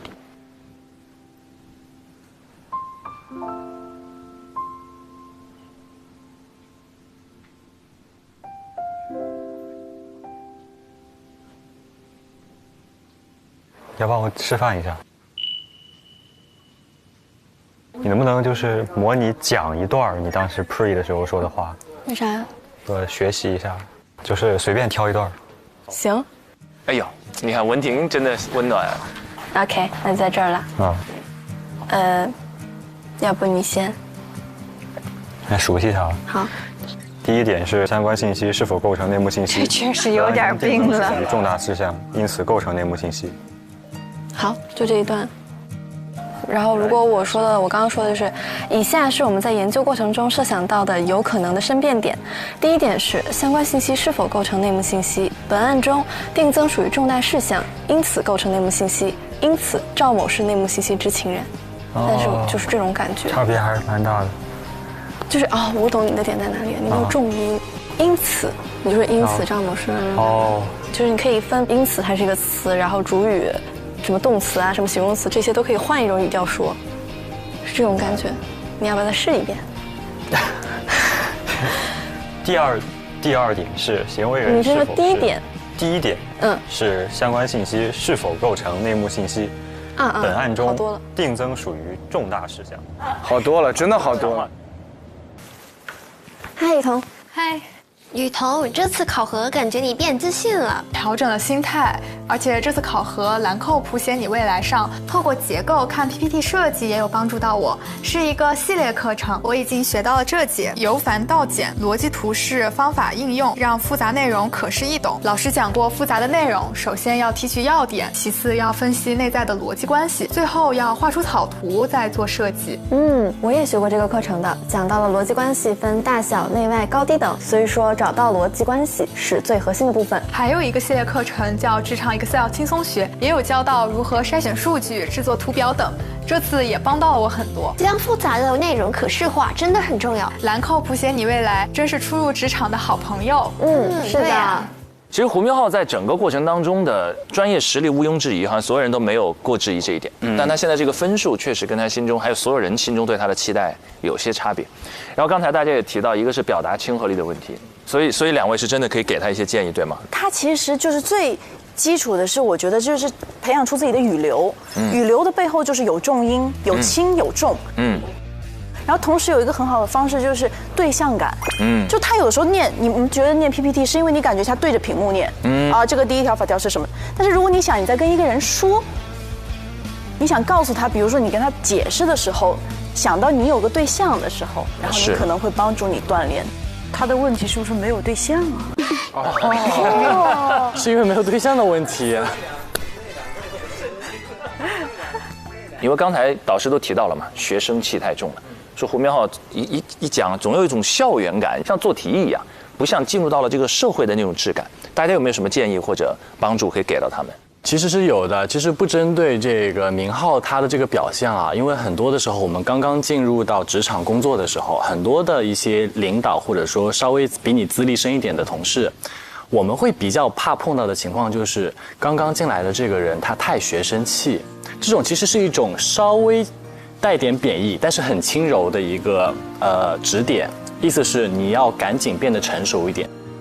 比如说，刚刚进入职场工作，很多同学会有一个惯性，就是东西他不会自己主动去钻研，是等着人来教的。那这样子的话，其实，在职场当中，别人来教你，它不是别人的一个义务，你需要学会自己去成长，这是一个非常典型的学生气。还有一种是主动的去争取机会，因为在学生时代，其实很多时候都是被安排好的，但是进入职场了之后，所有东西都是要你主动去争取的。比如说以我们律师来举例的话，可能我前2年要做一些案子，但我不能只等着上级律师来分配这些任务来给我做。如果你真的想要成长的话，你要自己先有一个目标，说我想，比如说我想成为洛律那样的律师，那我想做他领域的事情，那你要多多的去讨活，看一看有什么机会成长的，你可以去参与进去。那这个我觉得就是一种心态上的转变。学校里都是要我干嘛，职场是我要干嘛，那个主动性一下子那个力道就不一样。对，那我还有个小建议，如果看我们自己学校里毕业生啊，到职场的时候，如果快速迈过这一关的话，有一件事情是要把那种标答思维转换成最优解的思维。就在学校里答题，永远有一个标准答案。是的，所以我们解题它是一个单向度的，我去靠近去找那个标准答案，答出来结束了 ，over 100分。职场不是，职场所有面对的问题没有标答，它只有最优解或者更优解。换句话说，很多时候我们不再是答题者，我们是出题人。我们要从错综复杂的真实的生活当中找出我要解决的那个题，然后不断的调整，资源不断的流动，它没有一个固定的动态的，它定态的一个过程。我觉得就是我们这个职业更加会体会到，就是迈出校园那一刻，好像一个实践比在校园里，也不能说校园里没用啊，这个完全不是这样的。校园里其实老师还一直都是帮着你的，老师在保护你，老师在鼓励你。你能不能成功，完全就是靠你那一瞬间的表现。不行就是不行，而且这个东西是口口相传的，几百号人看你那不行，转头下一步戏就说他不行，不要用它。进来社会是多么残忍，是吧？社会的毒打。是的。这说的都还只是技术层面，如果说再到为人的层面，情商啊、跟人沟通啊、人际关系的相处啊、上下级的向上管理啊、向下管理，那这更是在工作中一点点学习了，校园可能都不会教到。好，那当我们聊完了学生气之后，也要到了这一期又一次的点灯时刻。恭喜朱寿莹拿到第一个100 KPI， 也恭喜我们加油团推理成功！哇哦！下面让我们一起进入今天的趣多多职场充能时刻，点亮本季的第5站充能之路。弟弟来，让我们的少年，最少年的肩负重任，跑过去吧。对，一路飞奔。趣多多职场充能时刻，本季的第5站充能之路，3、2、1。哇，我们太棒了吧！太棒了，太棒了！我们一期亮了2盏灯。那到现在为止，也经过了7个课题的考核，我们看到了所有的实习生都有不同的程度的成长和进步。此时此刻，朱寿莹顺利的突破了100 KPI， 其实把压力给到了剩下所有人的身上。接下来只剩下最后2个课题等待实习生的挑战，而我们的加油团也有压力。我们至少还要点亮2站充能之路，才能争取到一个额外的 offer。不就是权重吗？没问题，就靠你了。你现在已经打入到敌人内部了。接下来也让我们所有人都一起加油，实习生们也要加油，我们观察团也要加油，共同为最后的 offer 而战。下期再见，拜拜，拜拜。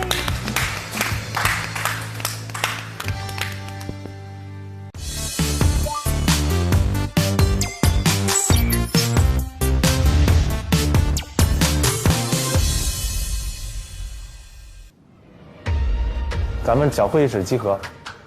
这什么呀？今天呢，带大家做点飞速的业务，体验一下资本市场律师的日常生活。第一个 IPO 项目里突发事件的处理，准备一份分析文件。第二个并购尽调项目，这么多文件，在今天晚上7点钟之前完成。晚上7点，我们有一个错误率的上限，5%。这个真的很挑战。这些是要干嘛呀？这些材料核对一下历史严格部分的底稿，几千份，我们一个一个对。接连不断的来啊，我都要绝望了。我感觉这个课题好难呀，真的是个技术活，时间太紧了。没有别的急活可以下班了。北大演出哎，现场肯定超燃。有个急事儿啊？这么突然啊？有个急事儿，为什么让我们突然回去？又上了个任务吗？这影响太大了。这还睡吗？这晚上这。口美味曲奇，工作状态满分。本节目由超好吃的趣多多曲奇独家冠名播出。实力高能进阶 ，offer 轻松到手。感谢惠普星 Book Pro 14锐龙版联合赞助播出。兰蔻谱写你未来线上学习平台，赋能女大学生职业发展。本节目由兰蔻赞助播出。美味持久在线 ，offer 随时开炫。本节目由清爽根本停不下来的炫迈行业赞助播出。offer 令人心动，英诗派伴你逐梦。感谢凭实力智领先行的东风本田英诗派赞助播出。展露优雅真我，职场得心应手。本节目由时刻优雅的浪琴表赞助播出。学生气一定是贬义词吗？未必。当企业招聘选择应届生而不是有经验的员工的时候，一定程度上就是看重学生某种方面的学生气。举个例子，年轻人敢闯敢拼，有斗志，不认输，有拼劲，这些都是企业成事的基础。学生有一个非常典型的特点，他不会被职场上的各种条条框框所限制，他非常敢于创新，非常敢于尝试新鲜的事物，这也是企业非常需要的学生气。打破极限，用尽全力唱出一片天地，你可以找到自己，成为最想成为的自己。理想的路在发着光，未知翻山越岭也无妨，挫折用来试探你的胆量，奔跑吧，前行吧，坚持吧。上腾讯视频令人心动的 offer 第5季节目讨论区参与节目投票话题讨论，来 offer 信箱留个言，有机会得到专属回应哦。上微博参与令人心动的 offer 议题辩论，畅所欲言你的观点。更多精彩资讯尽在新浪娱乐、微博综艺、新浪综艺。感谢独家社交媒体平台微博对本节目的大力支持，感谢首席合作媒体新浪娱乐、微博综艺、新浪综艺对本节目的大力支持，感谢网易新闻、新浪新闻、界面新闻、智娱、成果娱乐、影视聚焦、环球在线、Do News、一点资讯、华语之声、天意视讯、WiFi 万能钥匙、中华万年历、知乎、丽丽城传媒对本节目的大力支持。令人心动的 offer 第5季，每周2、周3 19点更新上下集，会员抢先看48小时；每周5中午12点加更版，每周6中午12点陪你看 offer， 会员专享更多精彩。周中还有独家采访、神秘直播随机掉落。